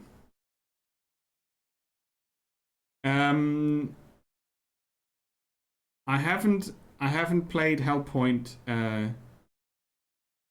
as of late. I had to look at the demo, and the demo was not really good. But we checked out the new trailer, and that looked really much better.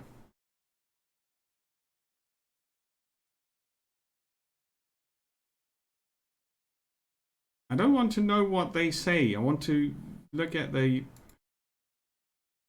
homepage. That's completely broken. Oh god.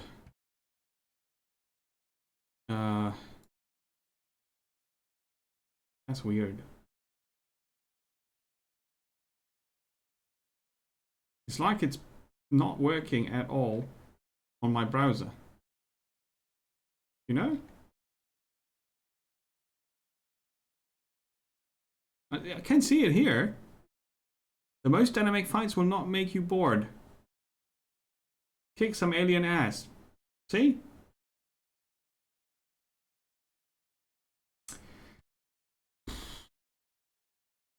Let's put it like this. I don't have high hopes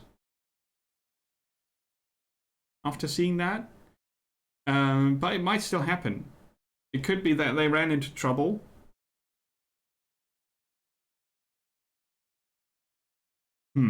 Bit of a pity. Now, we're going to look at something completely different. It's called Scully. Scully is silly, right?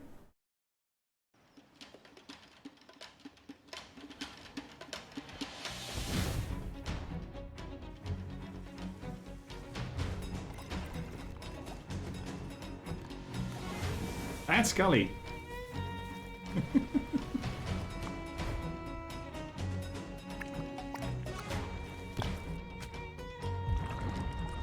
Oh, that's also Scully.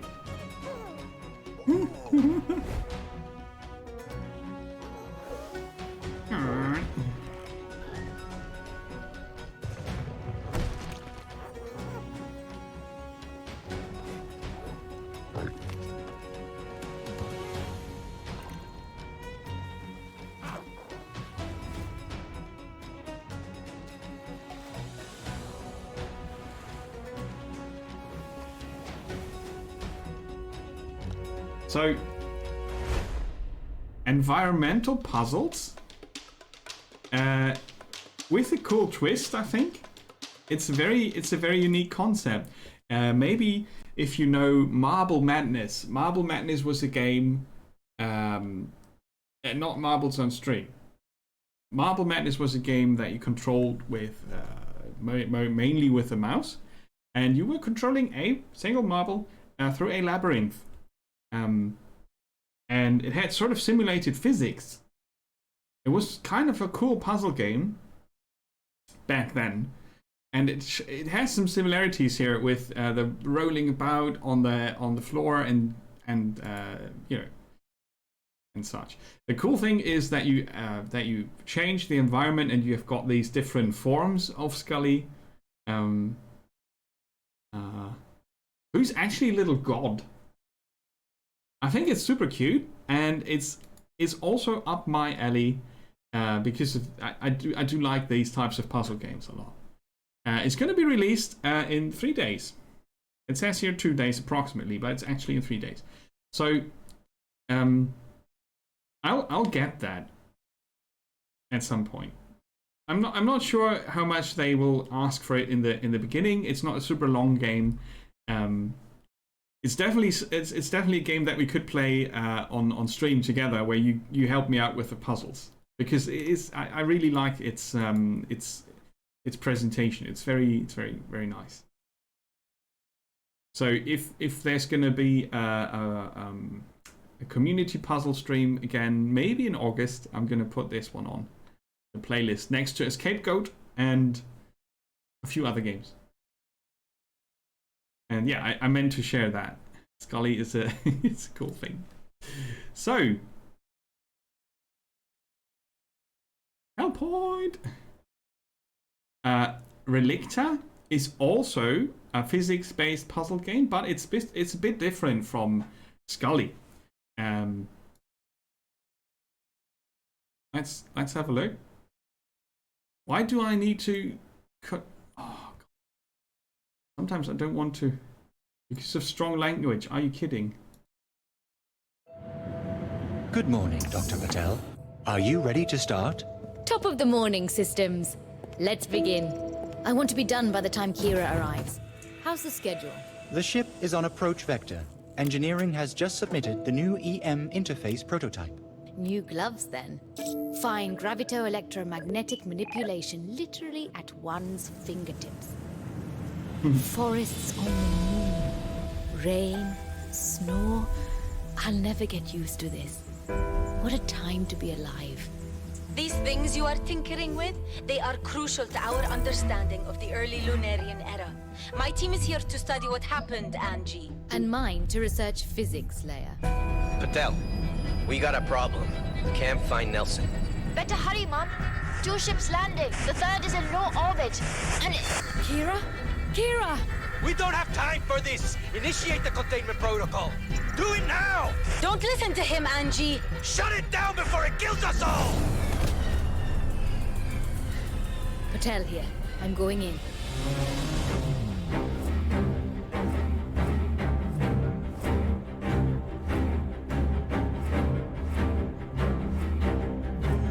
Alright. Push and pull fields. Okay. You get back to Chandra, find Kira, and barricade yourselves in there. Sit it out. Forget about the others.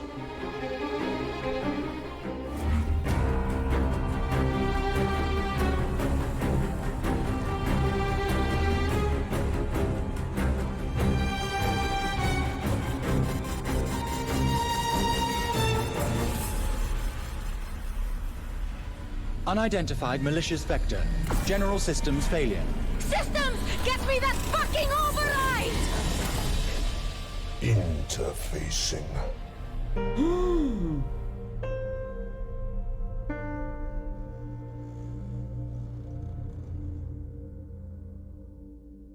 I'm gonna make him play it. Also released in 3 days. Not so much for a younger audience though. Relicta.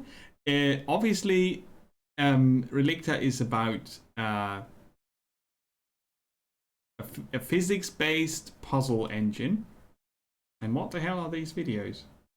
Carry On. Yeah, Carry On is going to be interesting. Can I click on this? Cool. So it looks a lot like it's made for VR, but it's not. So there's that. When I first saw it, I was thinking, okay, that's VR, because you know you see the hands and the manipulation and such. This is something I'll enjoy, absolutely, and this is also something that I could, see myself play with the community. Physics-based puzzles are cool. I think the gravity fields that you can create, that looks very promising. It also looks a bit like The Witness with the huge environments and such, but the interior design, it has something to do with this relic that got out. So there's a cool story to it. I like that. So you can see that I need my puzzle fix, right? I'm checking out a lot of puzzle games. Now, next up is Serious Sam is not dead. I mean, Serious Sam, have you played the first game? Oh, I need Hob. Oh man, Hob. Another Hob would be great. Another Hob would be great. That was really cool. I'm not sure if it was the most engaging stream ever, because it was a game that nobody knows about, from a studio that's not working anymore, right? But apart from that, Hob was really, really cool. You don't remember which Serious Sam you played. Serious Sam was so much fun when I played the first and the second game. I'm not really sure about the third, but I probably will enjoy the third one as well. And now there's number 4. No, I don't think that... I mean, the devs are still working on games, but the studio back then... Oh, check out dinner. Enjoy your food, Magics. Thanks for checking out the stream. Much appreciated. Hope you enjoyed it.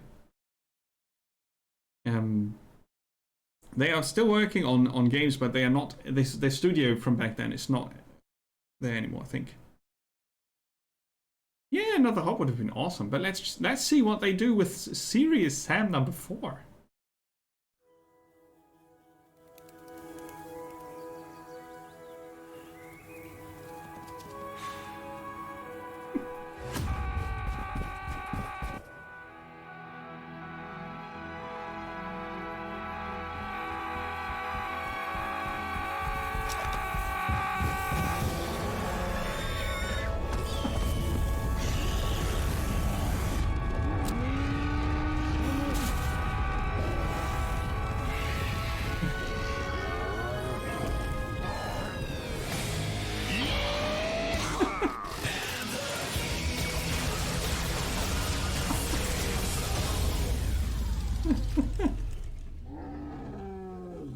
Oh, okay. That was funny. So, Serious Sam 4 is more of the same, obviously. I mean, what else could you do? Serious battles. Ernste Schlachten, that's bad.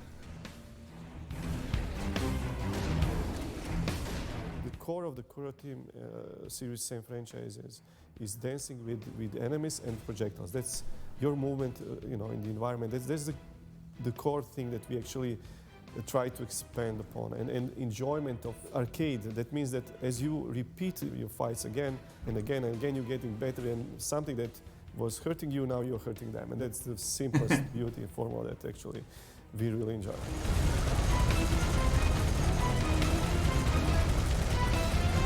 I can say we will have some new battle features for Serious Sam 4, and I'm pretty sure people will like it. And it's a new chess piece that can increase the possibilities of scripting different battle scenarios. It will be not that easy. It will be kind of a difficult game, challenging game. Oh, really? You know, The Serious Sam 3 had a slow start, first few levels.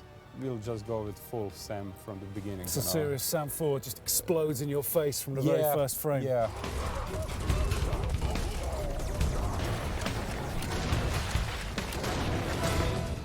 Not many games exist anymore that are saying we are an arcade shooter where you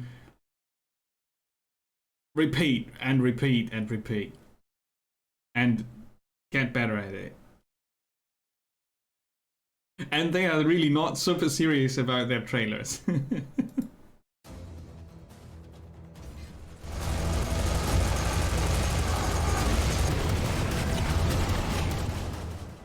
Tell me about the Legion system and what that actually allows you to do. It's a really nice trick that allows you to have really thousands and thousands and hundreds of thousands of enemies on screen. So this is one of the systems that we actually developed for Serious Sam 4. We have some levels that will actually be able to populate with this many enemies. That's going to be so insane. We were really pleasantly surprised how fast it can run. Because originally we were like hoping for like 10,000 enemies, and now we Holy crap! Order of magnitude more. So this is a new thing that Serious Sam players haven't really had this scale of enemy onslaught. They are not joking about that. Like to crank it up to 11, you know. So we'll see. Serious Sam, this is all about excess. Yeah.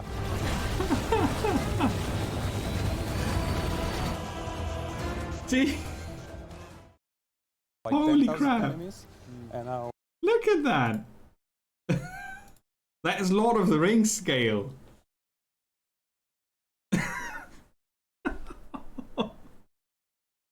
I mean, that's just proof of concept. They can do that. And the cool thing about the Serious Sam games is that they are absolutely 100% completely over the top. There's nothing serious about Serious Sam, not a thing. And it's hilarious fun. It's hilarious fun. I'm very much looking forward to playing this. The Legion system sounds very promising. As you can see, they released a Serious Sam 3 in VR, and the first game, and the second one. I played a tiny bit of Serious Sam 3 VR, I think it was, or 2, I'm not sure. That was insane. I rather play it non-VR, but you know, it's they are really, really cool shooter games where you really only shoot things all the time, permanently. You don't really stop. So Serious Sam 4 is something to keep your eye on. Now we have Windbound. That's something completely different. Let's see, Windbound.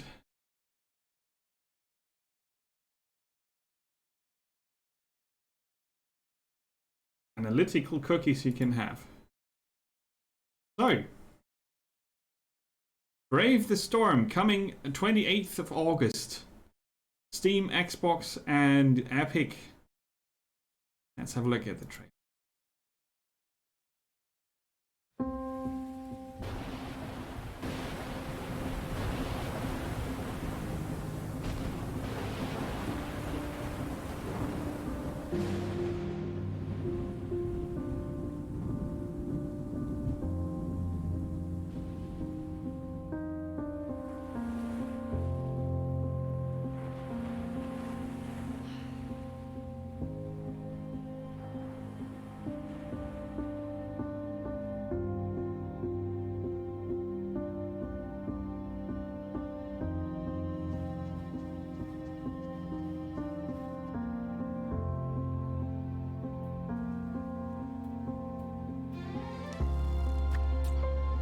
She killed the cute thing.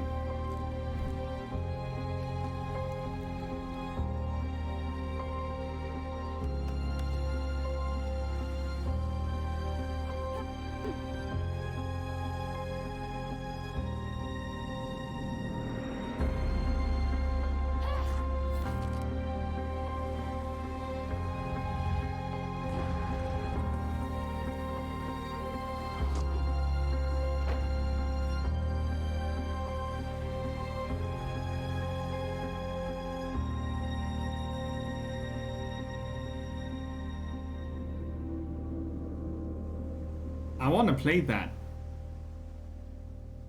I really, really want to play that. Windbound looks like something I would enjoy massively. Has a bit of survival to it, exploration, and a cool style. It's a mix of different graphic styles, which I think is rather brave and cool to look at.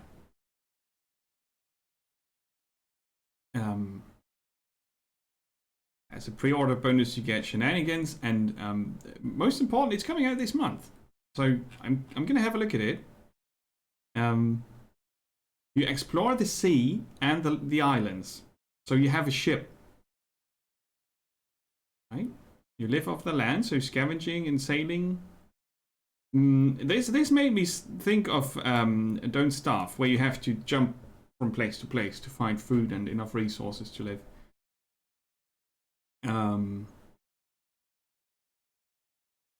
Each island seems to be different, and there's a mystery to unveil. So it's not really reinventing the wheel, but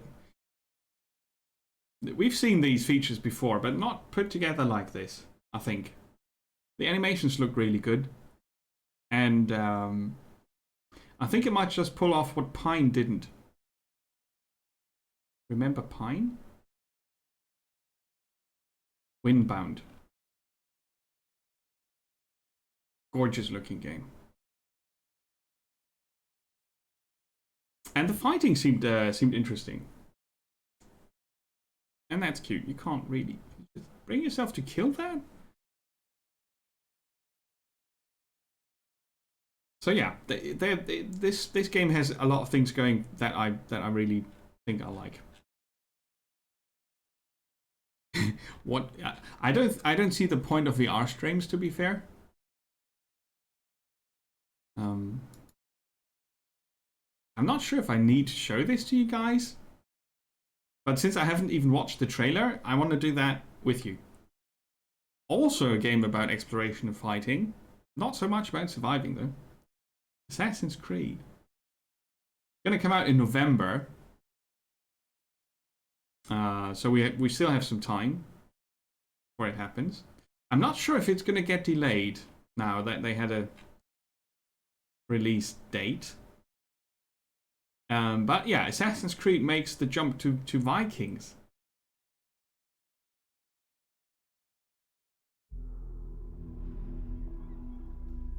Sie sind herzlos. Oh, it's German. Thank you for that.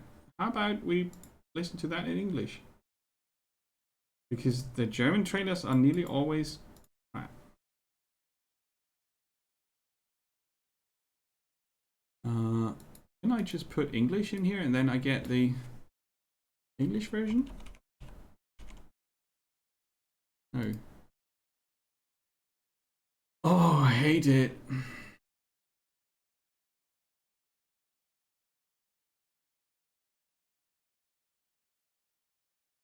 US or Canadian English. I can also take English. Ah, the British version. They are. I want the full screen. They are heartless.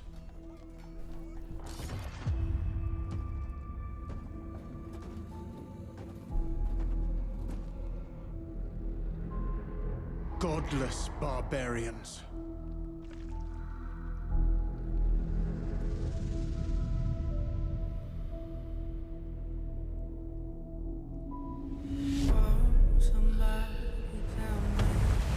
Ooh.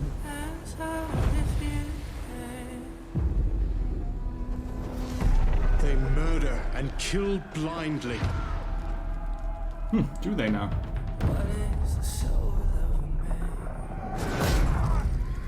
They scar the lands of England. Lands they will never defend, never love. The time has come to speak to them in a language they will understand.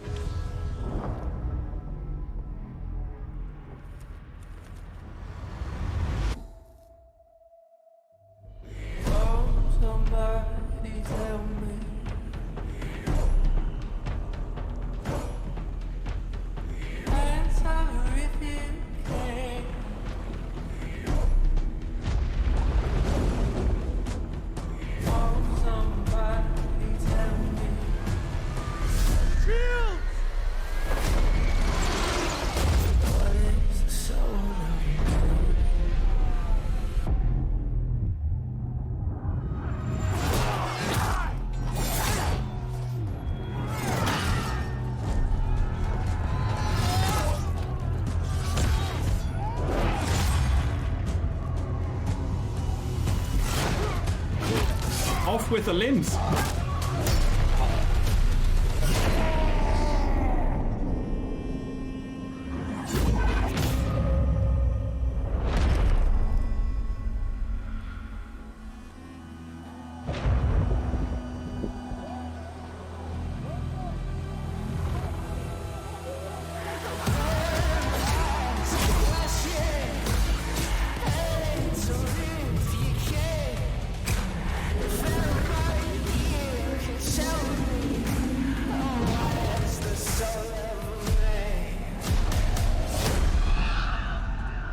Odin is with us!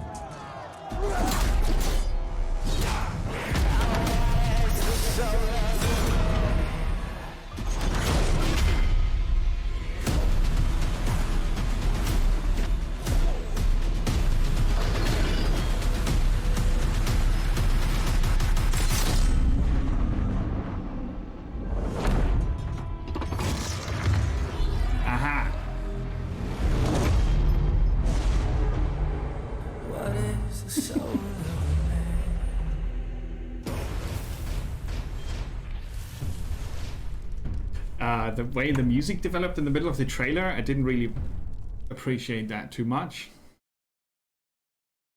But they went one up with this one, huh?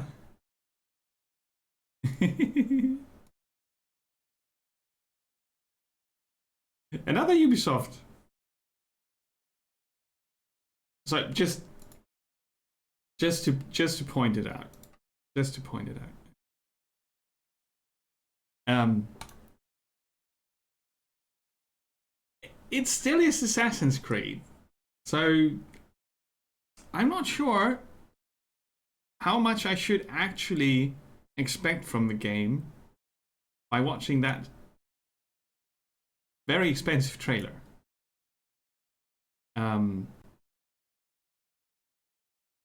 It's surely a very impressive and expensive trailer. The choice of music was weird. It started fitting and then it went, I don't know, into young people land. Okay, let's switch to English before we do anything now. There. So, Watch Dogs also got an expansion, and Watch Dogs also got a Legion feature. It's not like in Serious Sam though. This game is pulling another trick that I find very interesting. That what they said is play as anyone. Every Londoner has a unique backstory with a special skill set and a distinctive personality. Every.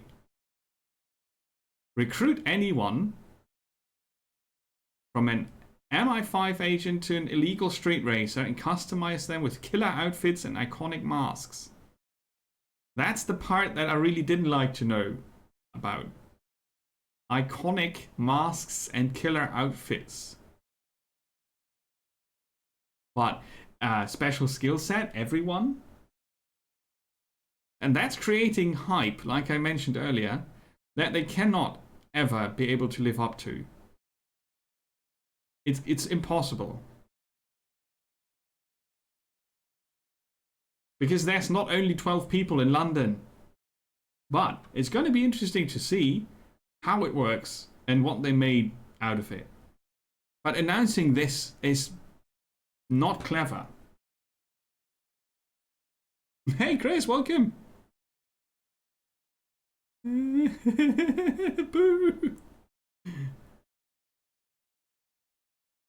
Everyone has a unique backstory, personality and skill set. I don't believe it. Because unique and everyone. So, it's their pitch, right? That's the feature, the unique, standalone selling point feature of the game. And people will judge them by how well this is done. But instead of everyone and unique, they could have said a large amount and a variety. But they had to say literally anyone and unique.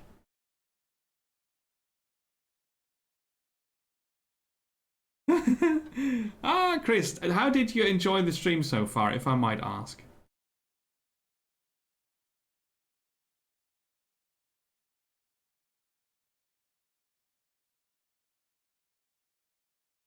But that's the feature of the game, right? You can put anyone in your team, put them in your fighting arsenal. And of course, it's Watch Dogs, so you are hacking into technology, and you apparently can hijack drones and fly around in them. What got into them with all the masks and such, I don't know. Seeing the showcases here, it's still Watch Dogs. So it's about running, driving, and boats, plus public transportation. And doing the odd hacking job. It's going to be interesting to see how this turns out as a game. I didn't even finish the first Watch Dogs. I found it interesting, but it didn't really keep me playing. I might need to try it again. Give it a fair chance, you know?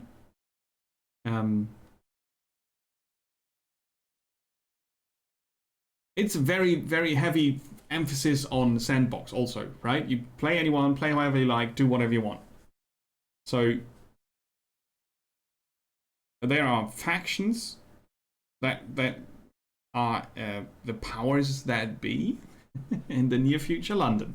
So it's a cool setting, and it's promising for for this type of sandboxy game.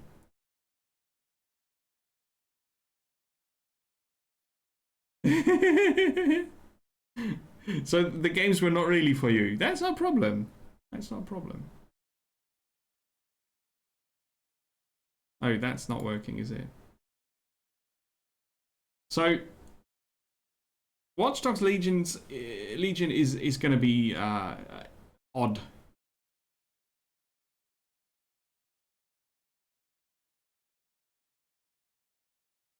Right? Because the pitch is set so high that I'm not sure if they can pull that off. Yeah, I mean, maybe this is the one that might click with more people. I think a lot of people actually also played the first and the second one. So I'll keep my eye on how this develops, how people react to the everyone's unique thing. Right. Now, list is getting shorter, as you can see. We had one remake. No, not remake, follow-up. And now we're going to go for something that's a remake. And of all possible games, 13, the comic style game that I played on stream, is getting a remake.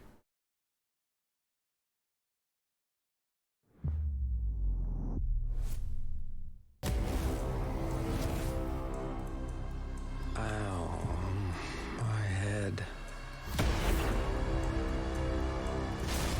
I can't remember a thing. Hey! I've got him! It's payback time! I see him! Over there! Well, well.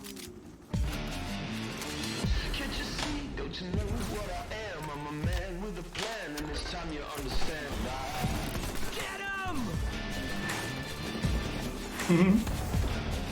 Yeah, goddamn, man, I make it look easy. I make it. You can't get away. I make it look easy, yeah.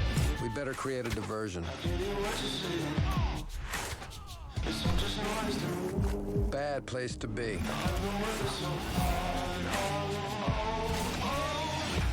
Oh, I remember that one. This is not good. I've fallen into my own trap. Alert! Jones, do you read me? Use the scope. I'll cover you. Come on! Alpha to the burger. Suspicious individuals.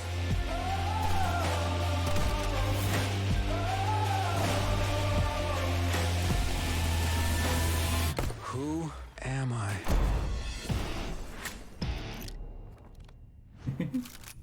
Fan service again, right? Agents alert. Get ready. He's on his way. Yeah. Too late for that. So 13 is getting a remake. I'm not sure if it really needed it. I would have prepared. I need a break. I would have preferred a follow-up. They don't need to call it 14, but you know, the story goes on. And now they just remake the cliffhanger of the century into a newish looking game. What's up with that? So my thinking is they're going to release this, and if it's successful, they're going to do the follow-up.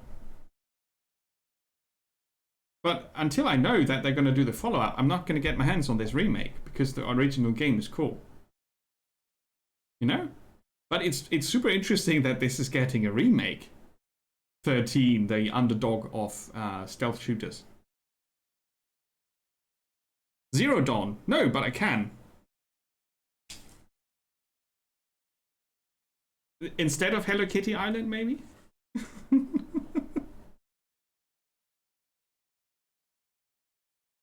Let's talk about Zero Dawn. That's a good idea. I didn't have it on my list. I didn't have it on the list. That's a good call. But I need a bathroom break. And there's another remake. Look at that. Kingdoms of Amalur. The Re-Reckoning. Who came up with that title? Huh? Who came up with that title? Oh, I'm not in Germany. Totally not. It's UK. PC. Collector's Edition. Standard Edition. Steam. Okay. September 8th. Tony Hawk is getting a reboot. I'm really not sure if I want more skating in my life, but it's interesting, right? Tony Hawk's getting one. Spectre Fang is going to be looking forward to Kingdoms of Amalur being remade. And we're going to watch the trailer, but first I really need to go to the toilet. I'm going to start it up here without these. Blood and gore. So people know what comes next. I'll be right back. And we'll have a look at the trailer for the remake of a very, very underrated game that really didn't get finished when they first released it. Right? They went massive multiplayer online, and then they went single player, and then it was sort of half of both. And the Re-Reckoning might be really, really interesting. Be right back.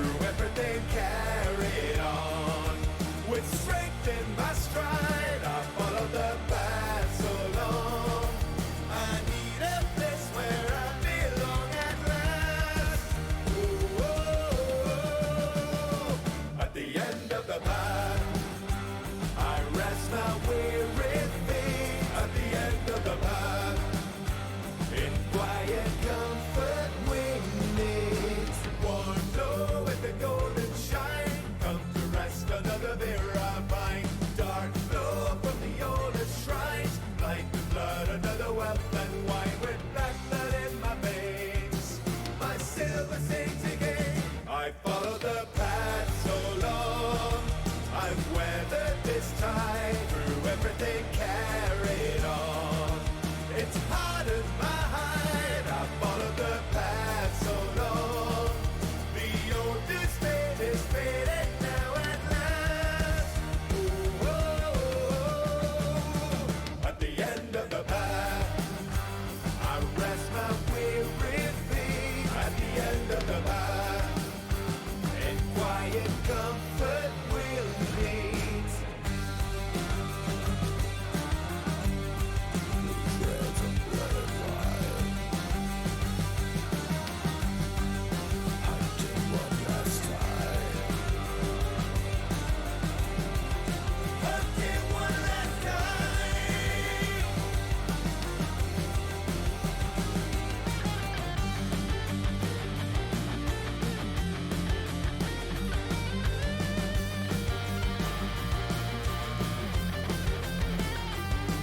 These lines upon my brow, they beckon to me now.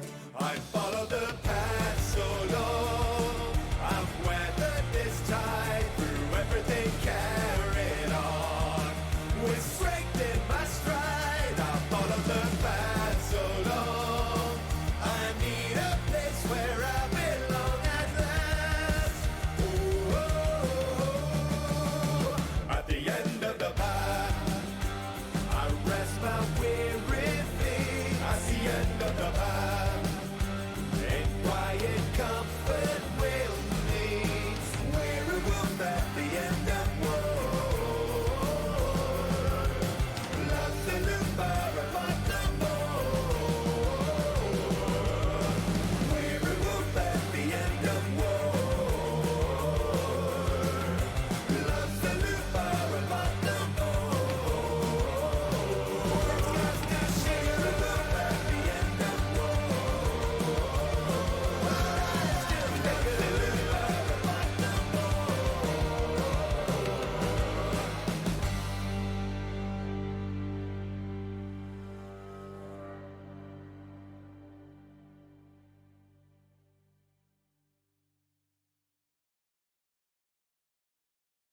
And welcome back. Let's look at the trailer for Kingdoms of Amalur: Re-Reckoning.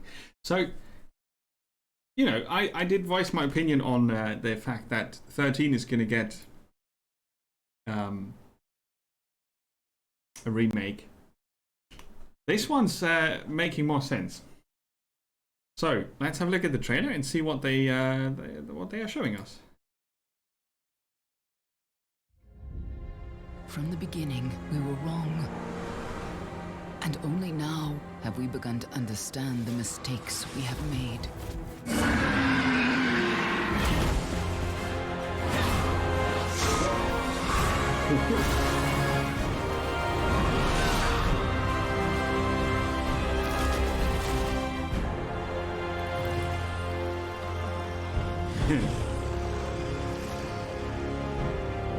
Okay. You look weird.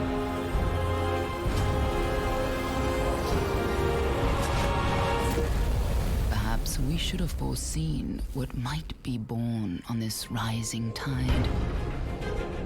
What force might awaken.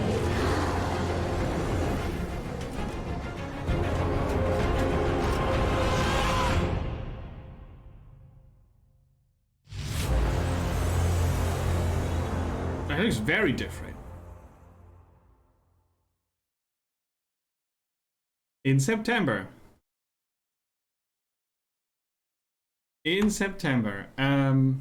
gonna have a look at Kingdoms of Amalur: Re-Reckoning. That looked very different, didn't it? But maybe, you know, if you look at the screenshots, that looks more like the you know, the game we know. The creatures looked odd, yeah. True. This all looks more like his Amalur, right?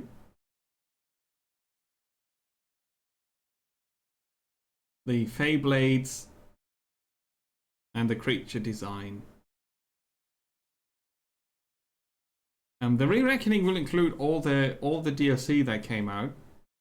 So we will get all that, and the expansion is already planned for next year. Exactly, trailers can be very weird. We had a few where I thought, what? Today. When I thought that's bad representation. The other side is not, it's not selling itself. It's being weird. Such a cool idea.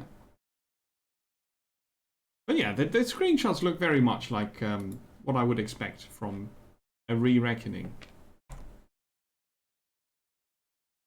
The hit RPG returns. I'm not really sure if it was that. Extended content.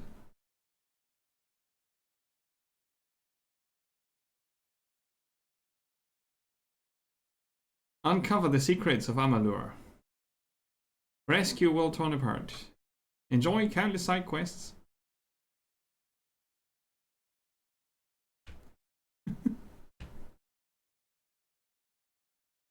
Countless side quests, rich in political intrigue, romance, sinister magics, and even whimsy, all central to the primary mission.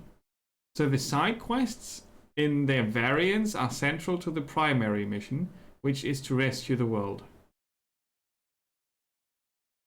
That's a logic loop I can't follow, but it's fair enough. We're the chosen one. We'll save everybody. That's all right. With kissing and hugging and being funny. All the DLC from the original release is in there, and the graphics are improved. Native 4K support is nothing that I want, but that's all right. So there's that. Still, that's a game that really needed a remake. If it needs the remake it's gonna get, we'll see. We will see. Trailers can be very misleading. I mean, the concept of Kingdoms of Amalur was awesome. The user interface was complete bollocks, and the world was unhinged. It was not really interlocking. There were huge gaps that needed filling, and now hopefully they did it in this one. 5 weeks to go. That's going to be interesting to see. And yeah, there's no doubt about it. That's going to be released. So hopefully, there's a fly sitting on my nose. Did you see that? It was very tiny. I'm imagining insects in the room. Talking about insects in the room. No, not totally not. Black Geyser. The Couriers of Darkness. What's that all about, Nemo? That is a classic role-playing game. Chaos and despair spread throughout the kingdom of Isilmerald. Its desperate people cry out, praying to the gods for help, but the force they face is no mere plague of the undead or demonic attack, like in any other game. Something far more sinister, far more primal is afoot. Avarice.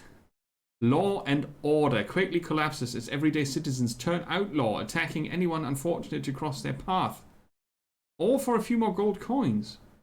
From highborn to low, greed spreads, infecting the land like some divinely inspired disease, intent on purging the world of men. And it comes for you next. That's a cheap move. Will you yield to the dark tendrils of desire coiling around your heart? That's a very nice sentence. Become an agent of greed and usher the kingdom into chaos, or rebuke its seductive advances. Vow to discover the truth of the madness and restore the kingdom to its rightful glory. The choice is yours. It's an isometric party and XP-based real-time RPG with a pause option. Set in the world of Yerengal. Let's click that. There's a creation myth around the world. Lots of text. A game that combines immersive graphics and brand new features.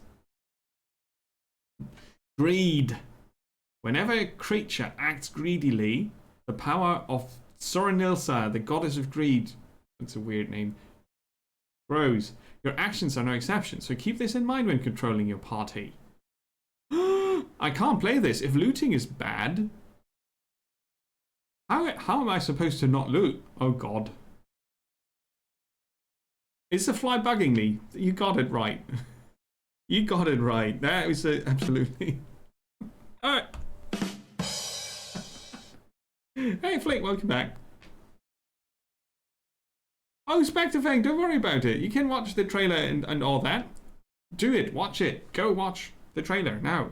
The trailer's weird, though. Look at the screenshots, maybe. I don't know. Interesting is all of it. That's why I'm showing it. Not interesting to everybody, but it's been good. So, greed. Plant items on people. Drying herbs to make powders. The pendulum seems to be sort of a quest generating system. Scapegoat golems.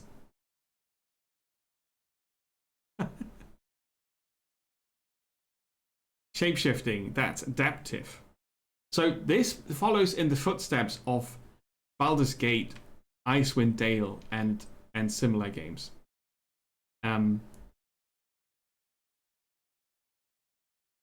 Party-based.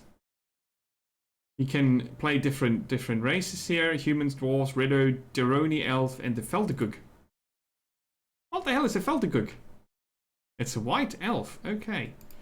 It comes with all the things that an isometric role-playing game needs. As you can see, the rings are there to indicate what's friend, what's foe. There's a class system. There's a magic system.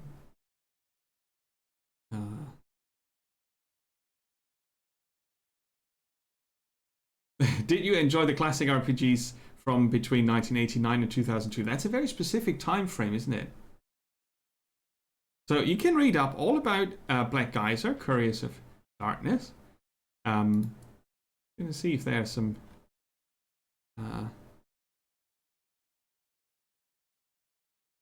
interface. Hello. This is an introduction to Black Geyser, Couriers of Darkness, and Yeah, and I'm going to fall asleep. So let's have a look at the interface while nobody's talking. That looks very classic. Indeed.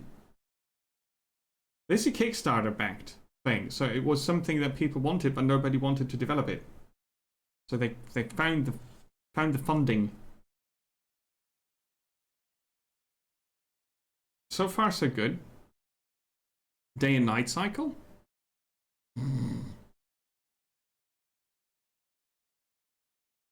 And give us a character screen, please. There you go. Okay, so we've got stats, brewing, drying, so different crafting options. A human swindler.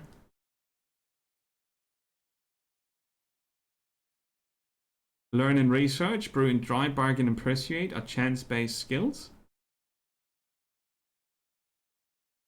Physique, dexterity, intelligence, focus, charisma, and supernatural. Weapon slots, inventory system, aim and accuracy, defense, damage. Okay, so far so good.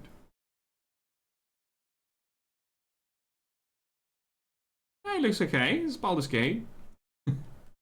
With a twist.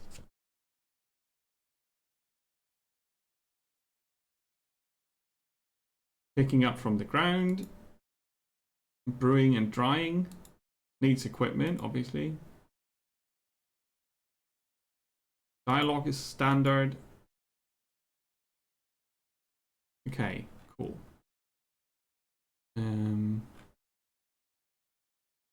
Combat. Greetings, everyone. This is Padrig with Great Ocean Technologies. Pay someone a few bucks to talk over your trailers, please. It's Kickstarter funded. They need to pay $100 to someone who can read. Oh, that dialogue ended in combat. Okay. Yeah, that's a lot. That's a lot of Baldur's Gate here. On purpose, obviously.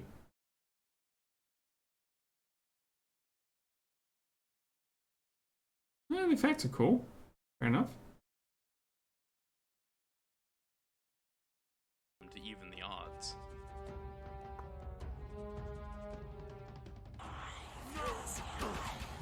That worked well. This group to the north I'm not going to let you listen to that. Nothing against the person talking personally, but that's not how you...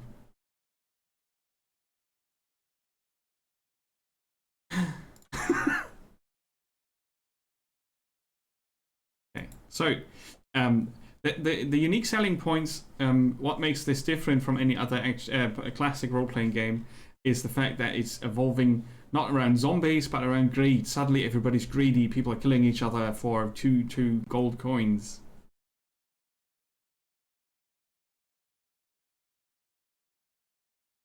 Everything is unhinged, and you need to find out what's going on, or you need to profit from it. So being evil is completely different now. It's a very interesting spin on the usual tale of an angry god or evil sorcerer or whatever. I mean, it's a god in again, but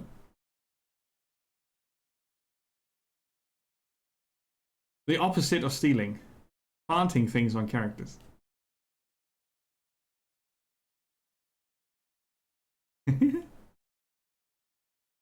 Yeah, there are some cool ideas here. So, you know, I found it interesting that there's a Kickstarter for a game like this. But then I thought, well, what else would make a game like this happen, right? Nobody's going to touch that. So, if you are into classic role-playing games, Black Geyser Couriers of Darkness might be something. Let's see. Do we get it on Steam? Oh yeah, Blasphemous. Blasphemous gets an expansion.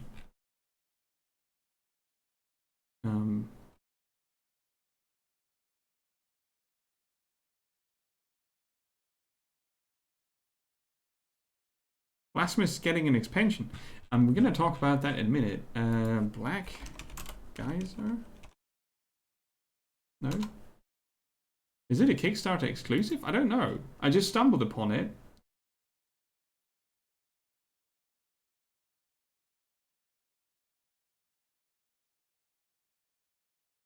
Gonna release on GOG, Steam, and Linux.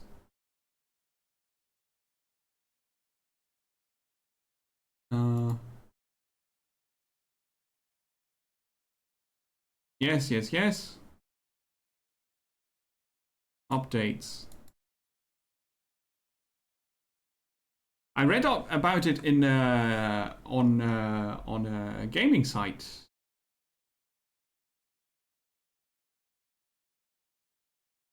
Backer beta add-on for existing backers. That was not that long ago. Okay, they are beta testing it with the backers at the moment.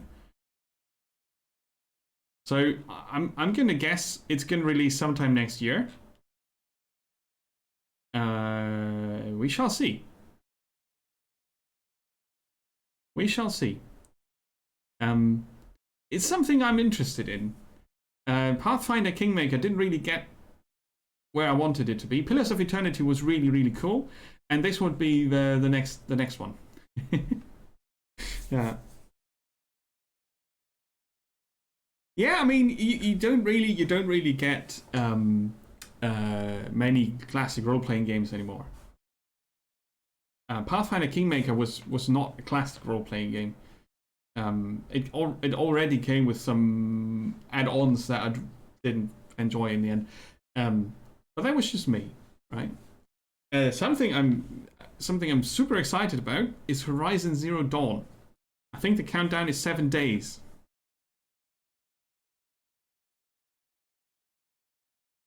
I think the countdown is 7 days. Zero Dawn. 6 days. Release of the complete edition on the PC. It's a port from the console, so it will be interesting to see if it works out. Your whole life you've been searching, and the elders, they've been holding you back. The girl is a curse. She came from nowhere. She is no one. When they told me to raise you, I didn't ask questions. Why am I an outcast? Who was my mother? Always you pushed for answers. Push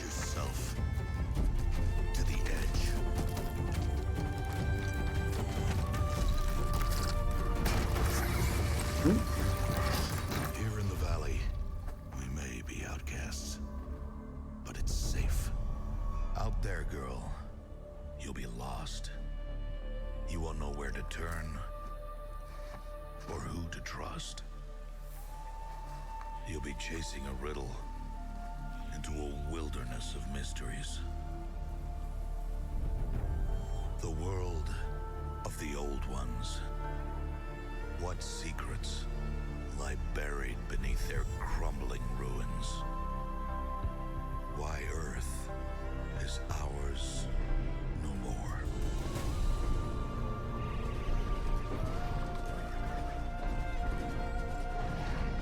Robot dinosaurs! That's the best thing ever. These questions, Aloy, the tribe has forbidden. What if the answers are worse than not knowing? You can help, or you can get out of my way. Then be ready for the darkness. And be careful what you bring to light.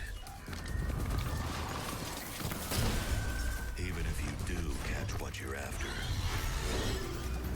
how do you know it won't bite back? Outcast! You came from nothing. You will die a nothing. That was PlayStation footage. I came from somewhere. Identity confirmed. Even if it destroys me, I will see this through. Oh, yes. Oh, yes. So that's going to be super interesting to see how this game turns out on the PC. So that's PC fidelity for the graphics, right? The trailer we just saw was PlayStation footage.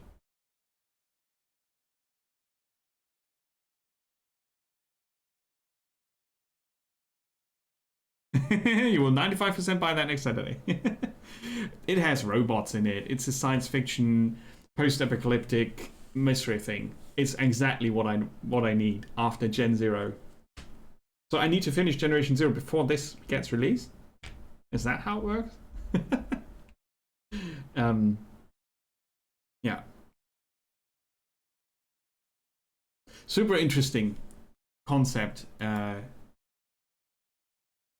Storytelling wise, right? It's going to be an exploration, you know, action RPG. Nothing too new there, but it's a cool presentation. I like it. I hope the release is going to go well. It might be worth waiting for a week until they ironed out the first issues. We'll see. It's on the wish list for sure. Yeah, absolutely. Oh, nice.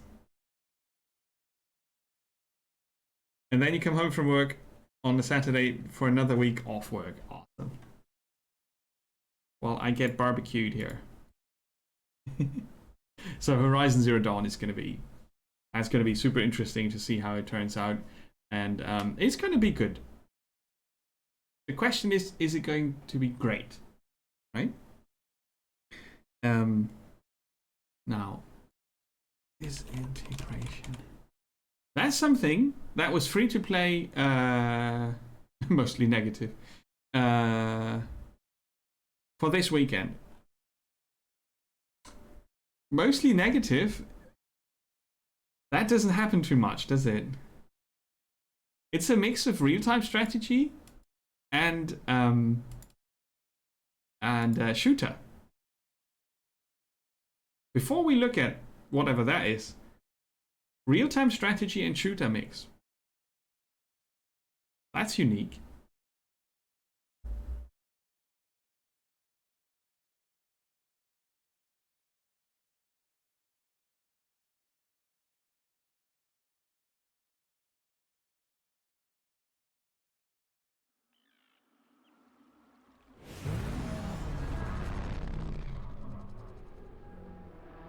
Mix of gameplay footage and cinematics.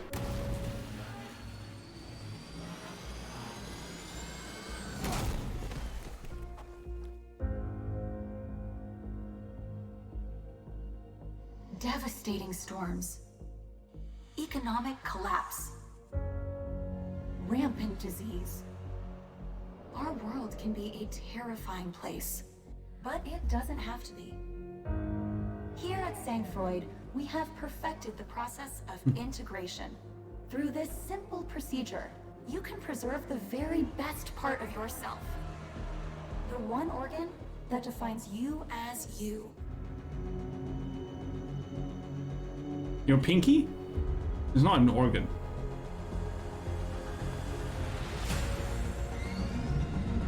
You know, I integrated because of you. We all live with our choices.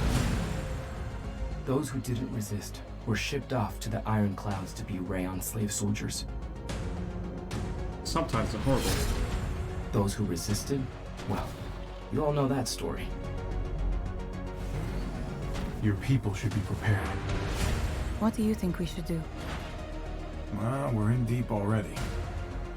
Tell me what you need.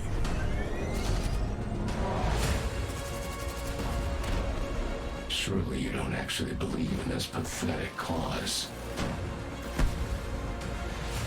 But I'm gonna tell you now. I'm offering you true freedom. I've seen what you call freedom. And the only freedom I want is with these people. My allies. My friends.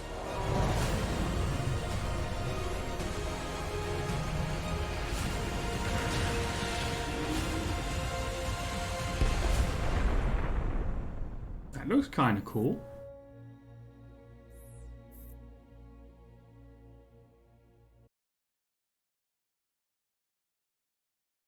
It's been released for 50 on Steam. Now it's down to 30. Yeah. I'm actually tempted to try it tonight. How big of a download is it?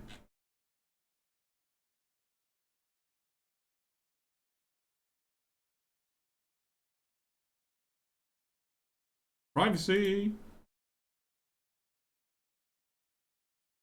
10 gigabyte.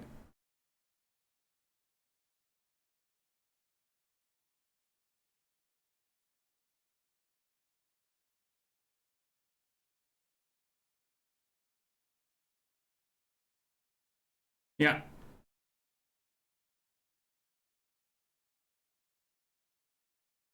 Yeah. Nearly 2 hours.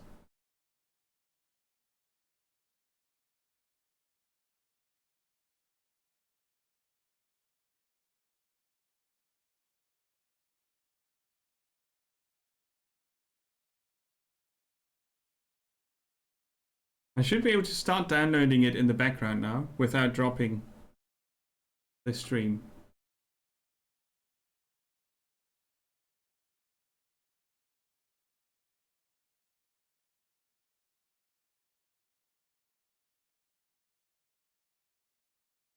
Okay, we should be fine. Tell me if the stream's crashing.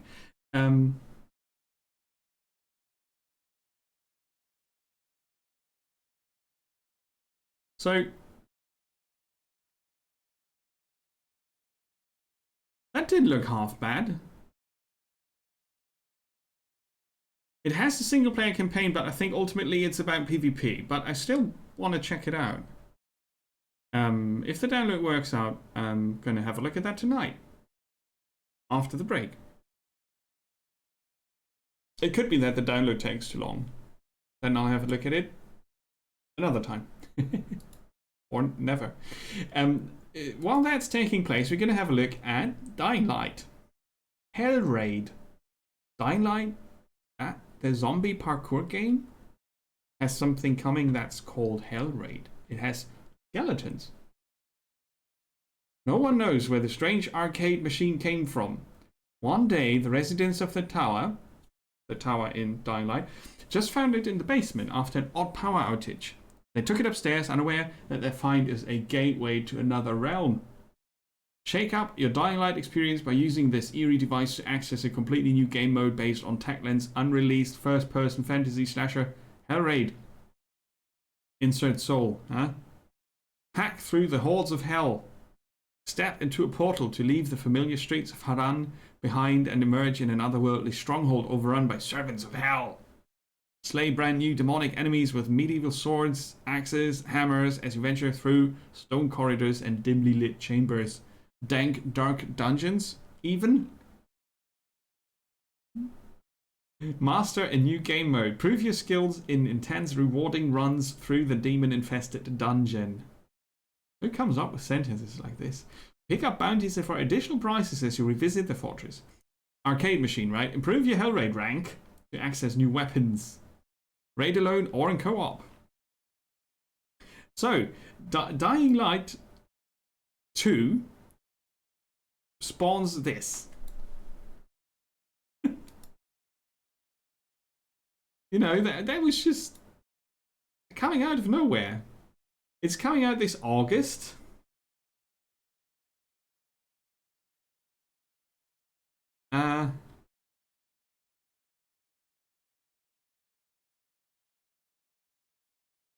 August the 13th for PC. That's in 2 weeks. It's a DLC for the Dying Light game. And it's a new game mode where you co-op / Scullies, which I found super interesting and did absolutely not expect it, given the fact that the game engine they use is quite cool. I'm looking forward to this. I might just play that on stream. We'll see. You can co-op up to 4 with up to 4 people, and I'm gonna have to wait and see how much they ask for it. Unless, maybe...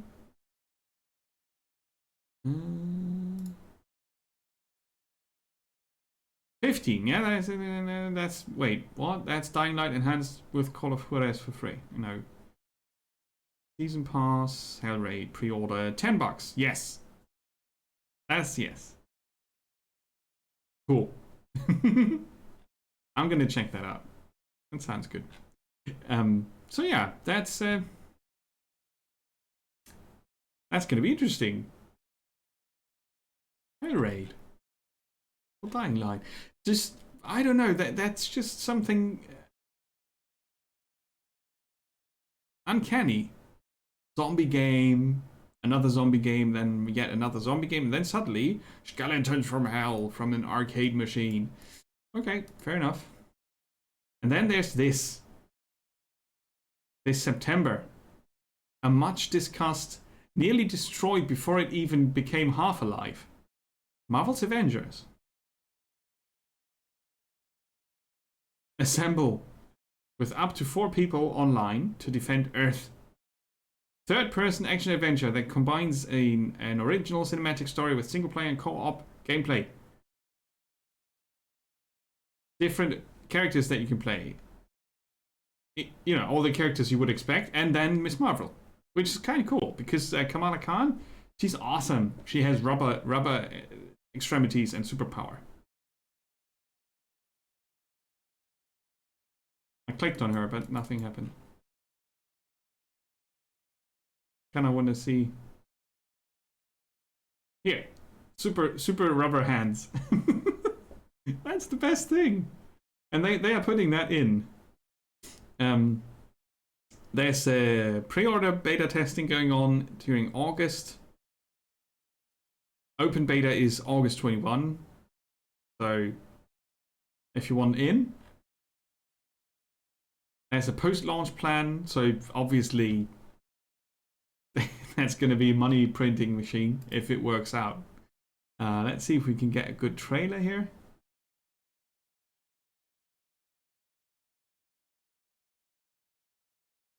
I want the trailer with Kamala Khan, if that's possible. Let's try. Peggy 16. Yes. Pre-release game build. Yeah.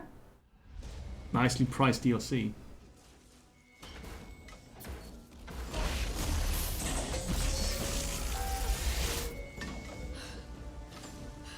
Smash him!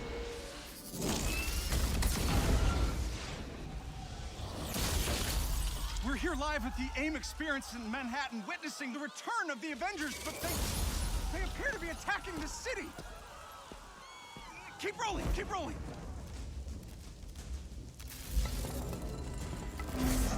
Is it any coincidence that this attack comes on the very day that AIM is supposed to unveil their promising new Zapdoid program? Oh.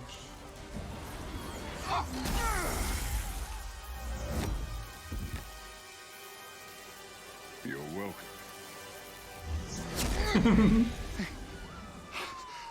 Thank you. Meanwhile,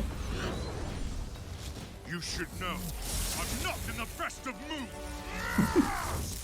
Grumpy Thor.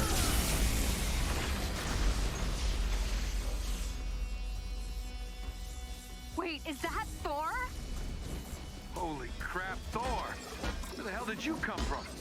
I was serving the commoners when it started raining bolts of metal from the skies. It is unbelievably good to see you. That looks cool. Dramatic, don't you think? It doesn't matter. He's here now. That's gameplay. Not a cinematic trailer. So the false god returns. Why? You did what you were supposed to do, Thor. You gave up your power. You should have stayed forgotten. Never, when mortals are at peril. Where do you hide, Doctor? Can you not face me? Look around. I'm everywhere.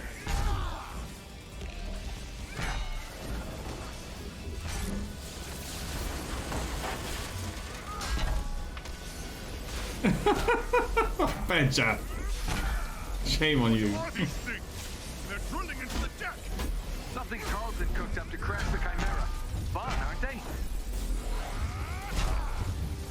That's awesome.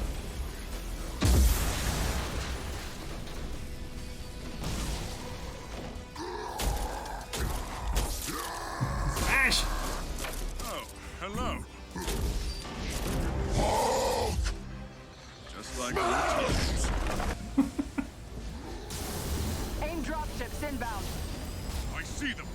Focus on those mechs. Oh? Kamala, you okay? Yeah. No. On my way. Hulk, you got this?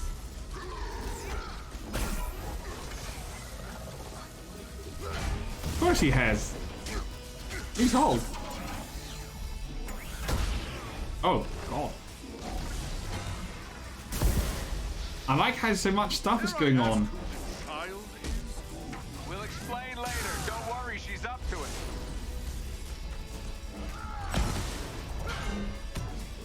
Chimera's still losing altitude. Thor, can you hold it up with wind? Tear the ship apart. Awesome. How long is that trailer? 10 minutes. I'm gonna stop here. That's a watch, don't play. I absolutely want to play this. I absolutely want to play this. I really, really, really hope that the money-making machine is not going to ruin this. Because as soon as you step into Marvel territory, you've got 1 trillion characters that you can DLC. That's the beauty of it, and that's also the problem of it. So either it's a good price, or it's very low-key cosmetic. It would be super cool to get all the different heroes, or some of them, in some of their versions, in a playable state. But as far as I understand it, it's a story-based thing. So what I want to know is what happens after you finish the story, right? So that's going to be interesting.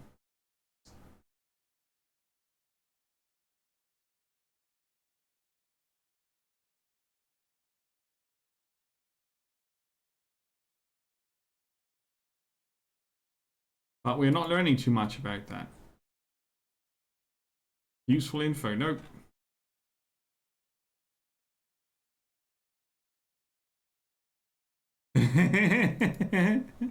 Yeah, something like that. Wave-based. Yeah, okay. That's gonna be the thing. The co-op gameplay. It's gonna revolve around the co-op gameplay, obviously. But it doesn't really tell you much. Besides, there's a story that's super original, and pick your hero, and then unlimited amounts of stuff. I mean, if it has a cool sandbox, it might be better than, for me, better than the regular fighting game. 4-player co-op against, like, you know, different waves of enemies and different scenarios. That would be cool. I love that. I really miss the Marvel Heroes action role-playing game. That shut down its service after they ruined the game with a patch. And I really enjoyed that a lot. I'm missing it. And this might fill the gap. Or not. Could be complete bollocks. We will see. But Marvel's Avengers is something I'll keep you posted on. If I remember to do so. September is not far away, right? 1 month. And yeah. We shall see. Under construction. Oh no. I don't want to follow your socials.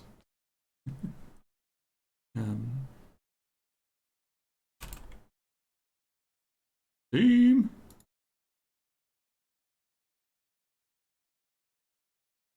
So,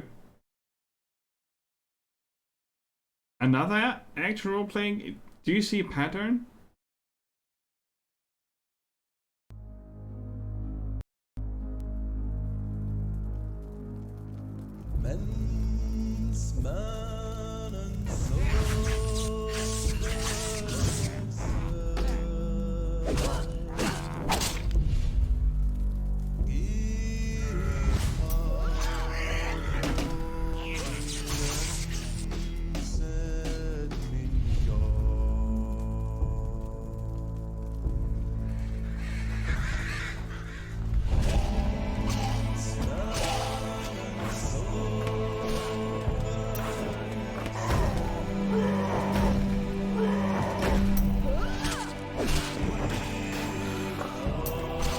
Some of the sounds are a bit disturbing.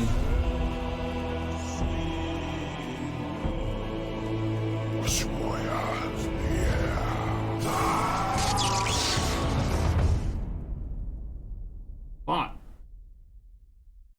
I really like the style. I really like the style of that. I'm not sure when this will be available. Since they are rebuilding their homepage currently, I'm not sure if that's a good thing. Maybe we can find something. Two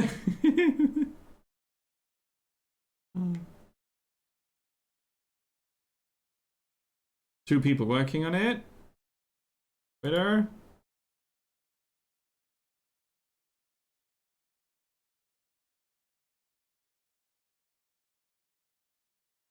See, that's the thing with the games like this. If they start retweeting things and not posting anything of their own.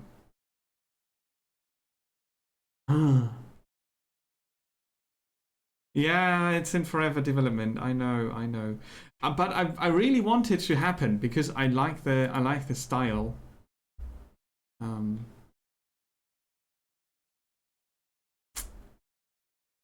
April.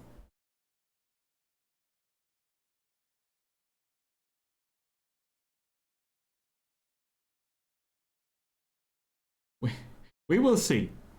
I will keep my eye on this for you guys, so you don't need to do it. I think that obviously pixel art is not for everyone. I like how it's done in this game, and the atmosphere they created in their trailer is very promising. And this is one of the games I want to happen. really more than Avengers. Yeah, we will see. We will see. So on my list, there's one more troubled game. And Magnum was telling us earlier that it got, or will get, a bigger patch soon.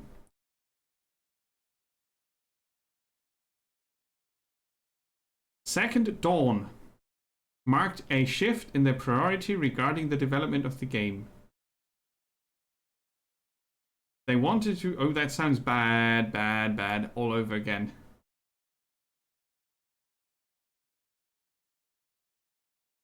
Before adding new content, the game needs to be fixed and polished as much as possible.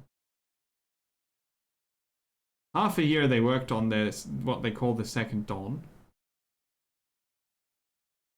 The end of the Second Dawn does not mean that every bug is fixed. Okay. Normally I would stop reading now. And then skill changes, rebalancing.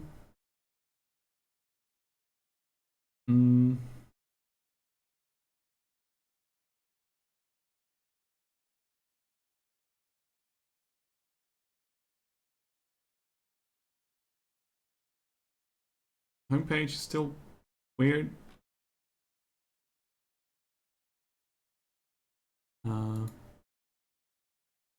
Patch notes.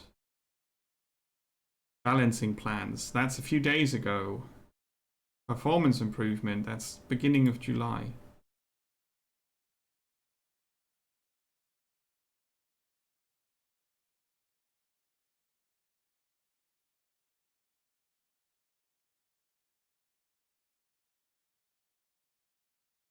Oh God. I'm not sure that this will ever land on solid ground. From what I read here, they basically reinvented the game, completely changed the whole skill balance and some of the focus points of the skills. They released 2 years too early. Or a year too early. I don't know. It's just...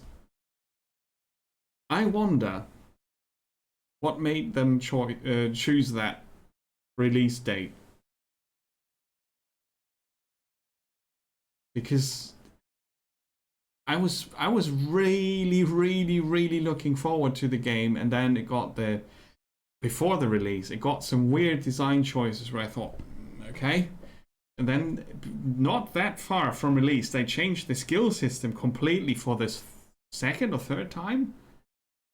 Completely. I don't know. I feel like I should wait for it to dial down after this. We reinvented the game again, which they call the Second Dawn. Very fitting. And... you know, as soon as that quiets down a bit, I might just wait for a sale where I can pick this up for €15 out of curiosity. But I don't know. I feel like I might just not do that.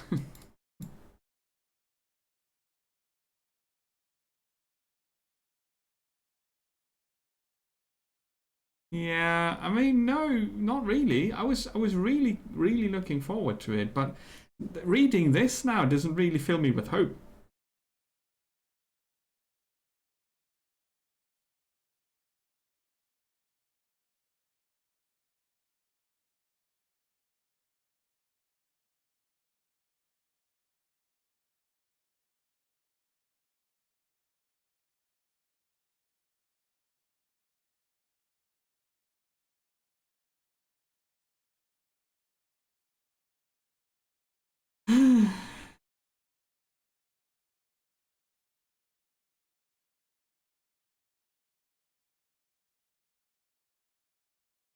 That's not how you get new players to play it. Like, you changed it from 08 to 06. But is the game working?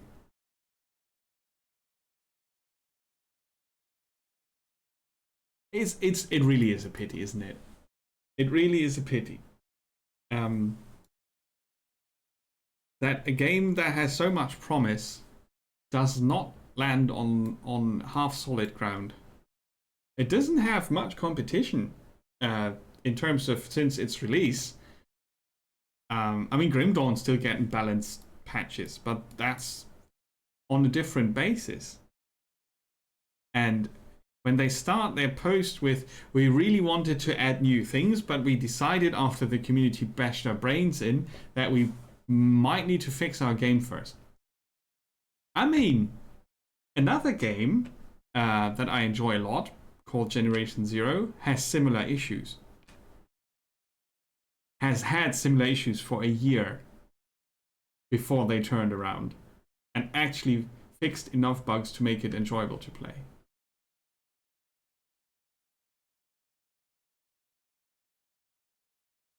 Yeah, I don't know, maybe.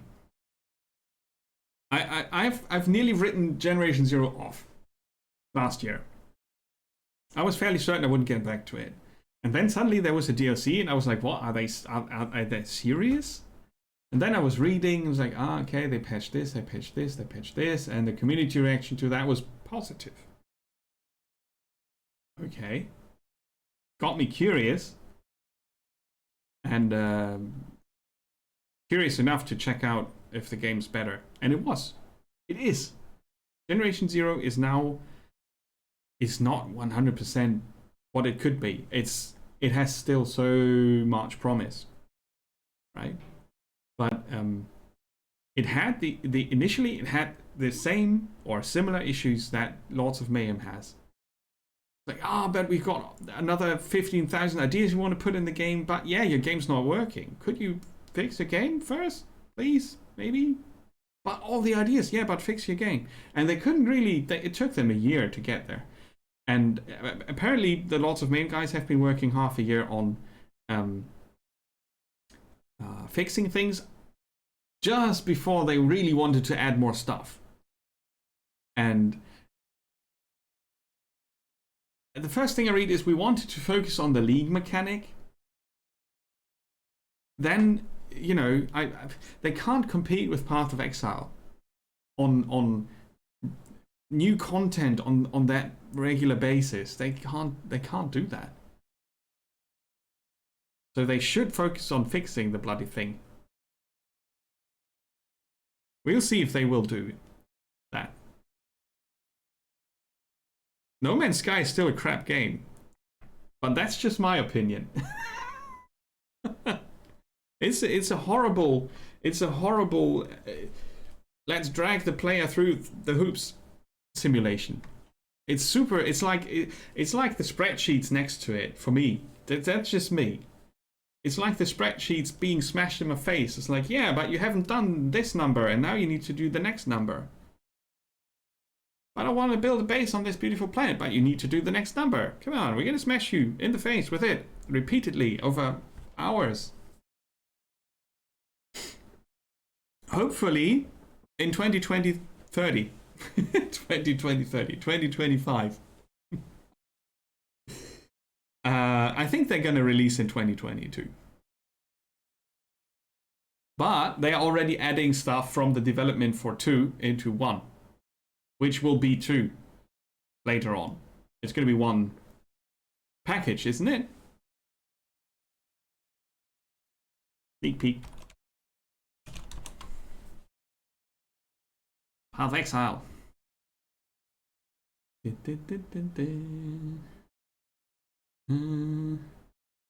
News? They got a weird homepage. Just saying. Sale, sale, sale. Consoles. Not obviously linking to Path of Exile 2 yet. Yeah, they're currently already upgrading.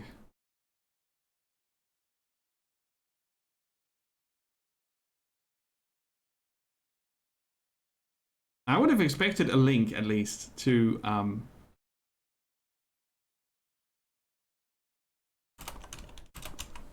this. I just didn't find it. It's from the Exile Con. Okay.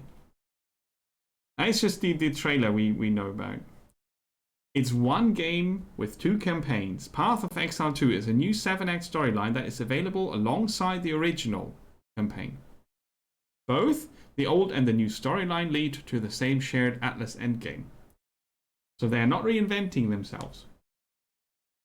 Path of Exile 2 retains all expansion content that has been created over the last 6 years and introduces a new skill system, ascendancy classes, engine improvements, and more. So that's the second campaign, and that's the new stuff. Shapeshifting. Skill gem system is going to be overhauled, and they hopefully completely re-roll their loot monster. We don't have a release date for Path of Exile 2 yet, but we are unlikely to start a beta until at least very late 2020. In the meantime, we're continuing to release Path of Exile expansions on a regular 3-month cycle. As if that would be a normal thing that everybody could do. It's insane. Feature creep is a problem in Path of Exile. There's no question about that. But that's the plan they have, and I think it's a good plan. But there's no release date yet. They're working.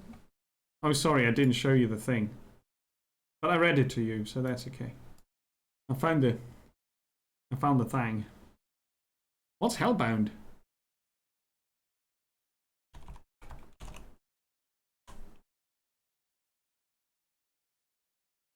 Oh, that's Hellbound. In 3 days. A 90s shooter 30 years later. Okay, that's going to be a loud trailer. I will repay your sacrifice with their blood. That's the one I played on stream.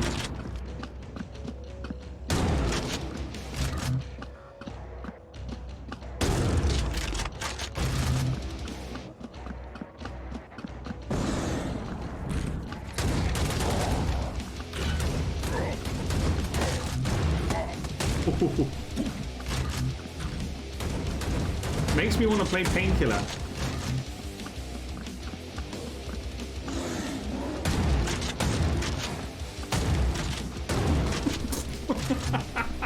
So over the top, lovely.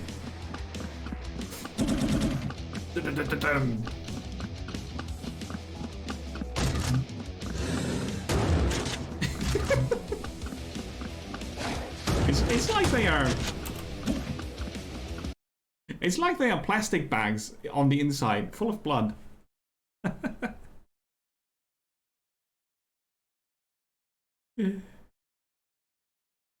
Ah, you requested a key for this. Maybe I should do that as well. I enjoyed the demo. Yeah, the old school sound effects are cool.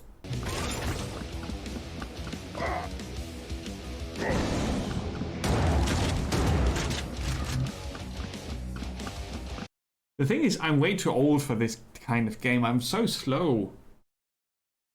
So slow. What's Sir Whoop-ass? I'm not gonna type that in.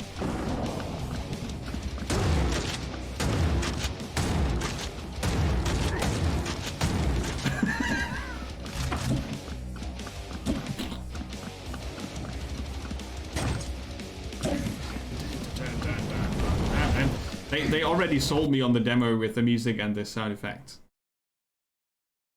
It's an actual RPG, Sir Whoop-ass. Meet Sir Whoop-ass, the hero who, due to a series of hilarious and poor life choices, manages to bring chaos and disarray to an utopian world. He must find the villain-beating artifact to vanquish the immortal and stop him from spawning all manner of evil monsters and creatures, also cheese.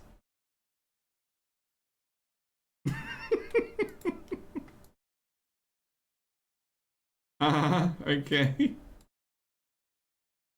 Oh god. Oh, that is cringy. Oh my god.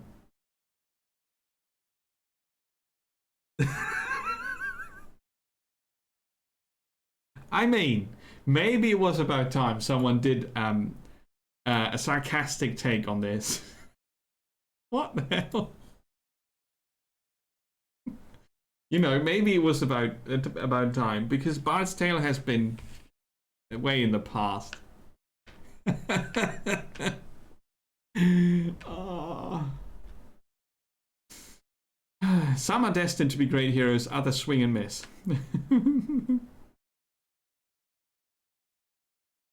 But the thing is, humor like this is getting old after 10 minutes maximum.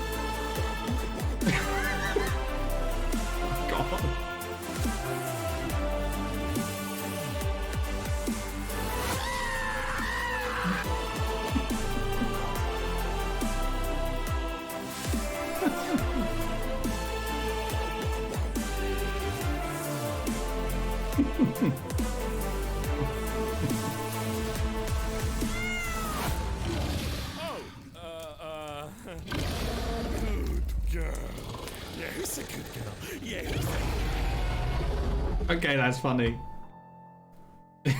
Immortal death.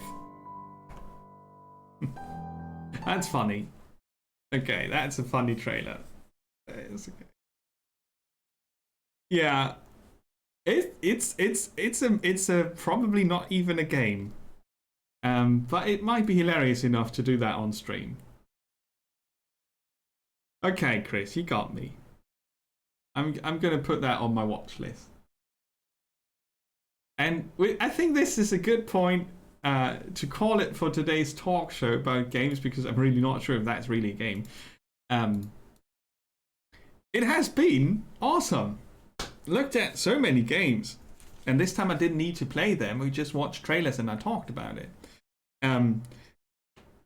So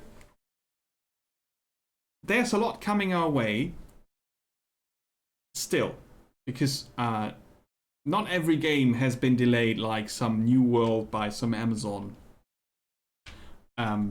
Some games have even been cancelled / vanished. Like we saw some pages that were not up to date or under construction, or community discussions that were really silent since May this year. Understandable. I think it's too early to write all of them off, because imagine you are a small studio and suddenly it's pandemic time and the world's gone to shit. That changes things. Even if people really insist on writing stuff on Steam forums about how they are really entitled to get their game on time, because who the hell cares about the pandemic? It's very embarrassing to see other human beings being asses like that. But we can't change it, can we? So I think it's fair enough to wait a bit for some games, and other games we don't really need to wait for. If they happen or they don't, we don't really need to care that much. Beat it! Oxy, you expect me to beat it with a stick or with a coaster? Yeah, you can do that. I would maybe even appreciate that, or part of that.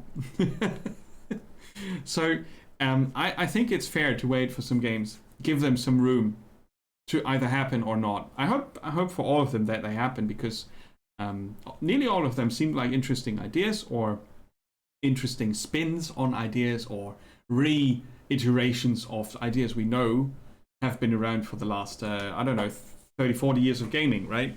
And I threw my coaster away. That was it. Totally didn't. With a bat. I could find a bat. I could find pen mightier than the coaster. So yeah, I'm looking forward to how the games I showed you and also other games will develop. And I'm gonna do another talk show probably early next year. That depends a bit on how everything out there develops, if people get to work again regularly or not. But yeah, I'm gonna try to make it 3 or 4 of these talk shows per year. I think it's a cool thing. I like doing it, and the research is fun, and I'm not overproducing it. I'm not gonna do introduction videos and flashy animations and blah blah blah. This is gonna stay, and you can hold me to that. This is gonna stay a talk between people who play games. Even if I get to be a super big streamer and have like 8 people working for me and such, which I totally wouldn't mind. But I want this to be me talking about things I'm interested in and you chiming in with things you are interested in and you might be ignored or not. Because I think that's a cool thing. Not many people do that. I don't know if anybody does that. You get a lot of reviews on YouTube and, hey, this is me. I'm just the guy from next door talking about games in this voice I have naturally. You have a lot of that on YouTube. I don't care about these guys a lot, and I don't care about their content, but it doesn't matter. It doesn't hurt them if I don't care about them. But I care about games a lot, and I will keep sharing that with you. Even if you think, what's that puzzle stuff that Nemo's always coming up with? I gotta keep doing it. I'm gonna get you into puzzle games. And I think I had a good mix today. Right. The voice. It's silly, isn't it? I mean, I did complain about the guys in their Kickstarter video. It's like, hi, my name is Peter something, and I'm gonna tell you about, and they didn't even get that much emotion into their voice. It's like, yeah, I'm reading from this. I'm sorry that I shouldn't. But I'm gonna tell you something about this game I'm playing here, and oh yeah, that was very effective. You can't do stuff like that. Seriously, if you do a Kickstarter for a game and it's successful, and you put out a video on friggin' YouTube, you don't need the stupid radio voice, but you need to be a bit excited about your game. I mean, it was a classic role-playing game, so maybe they're hitting a nerve there, but come on. Yeah, so I'll continue doing this because I think it's fun. And I'm going to stop here because I think I need oxygen and food. PLM. That's phone typing, huh? Okay. It's no problem, don't worry about it. What does PLM mean? You meant to type laugh out loud. Okay. Sir, whoop ass. I actually never heard about that, and I think it's cool. Oxy might agree.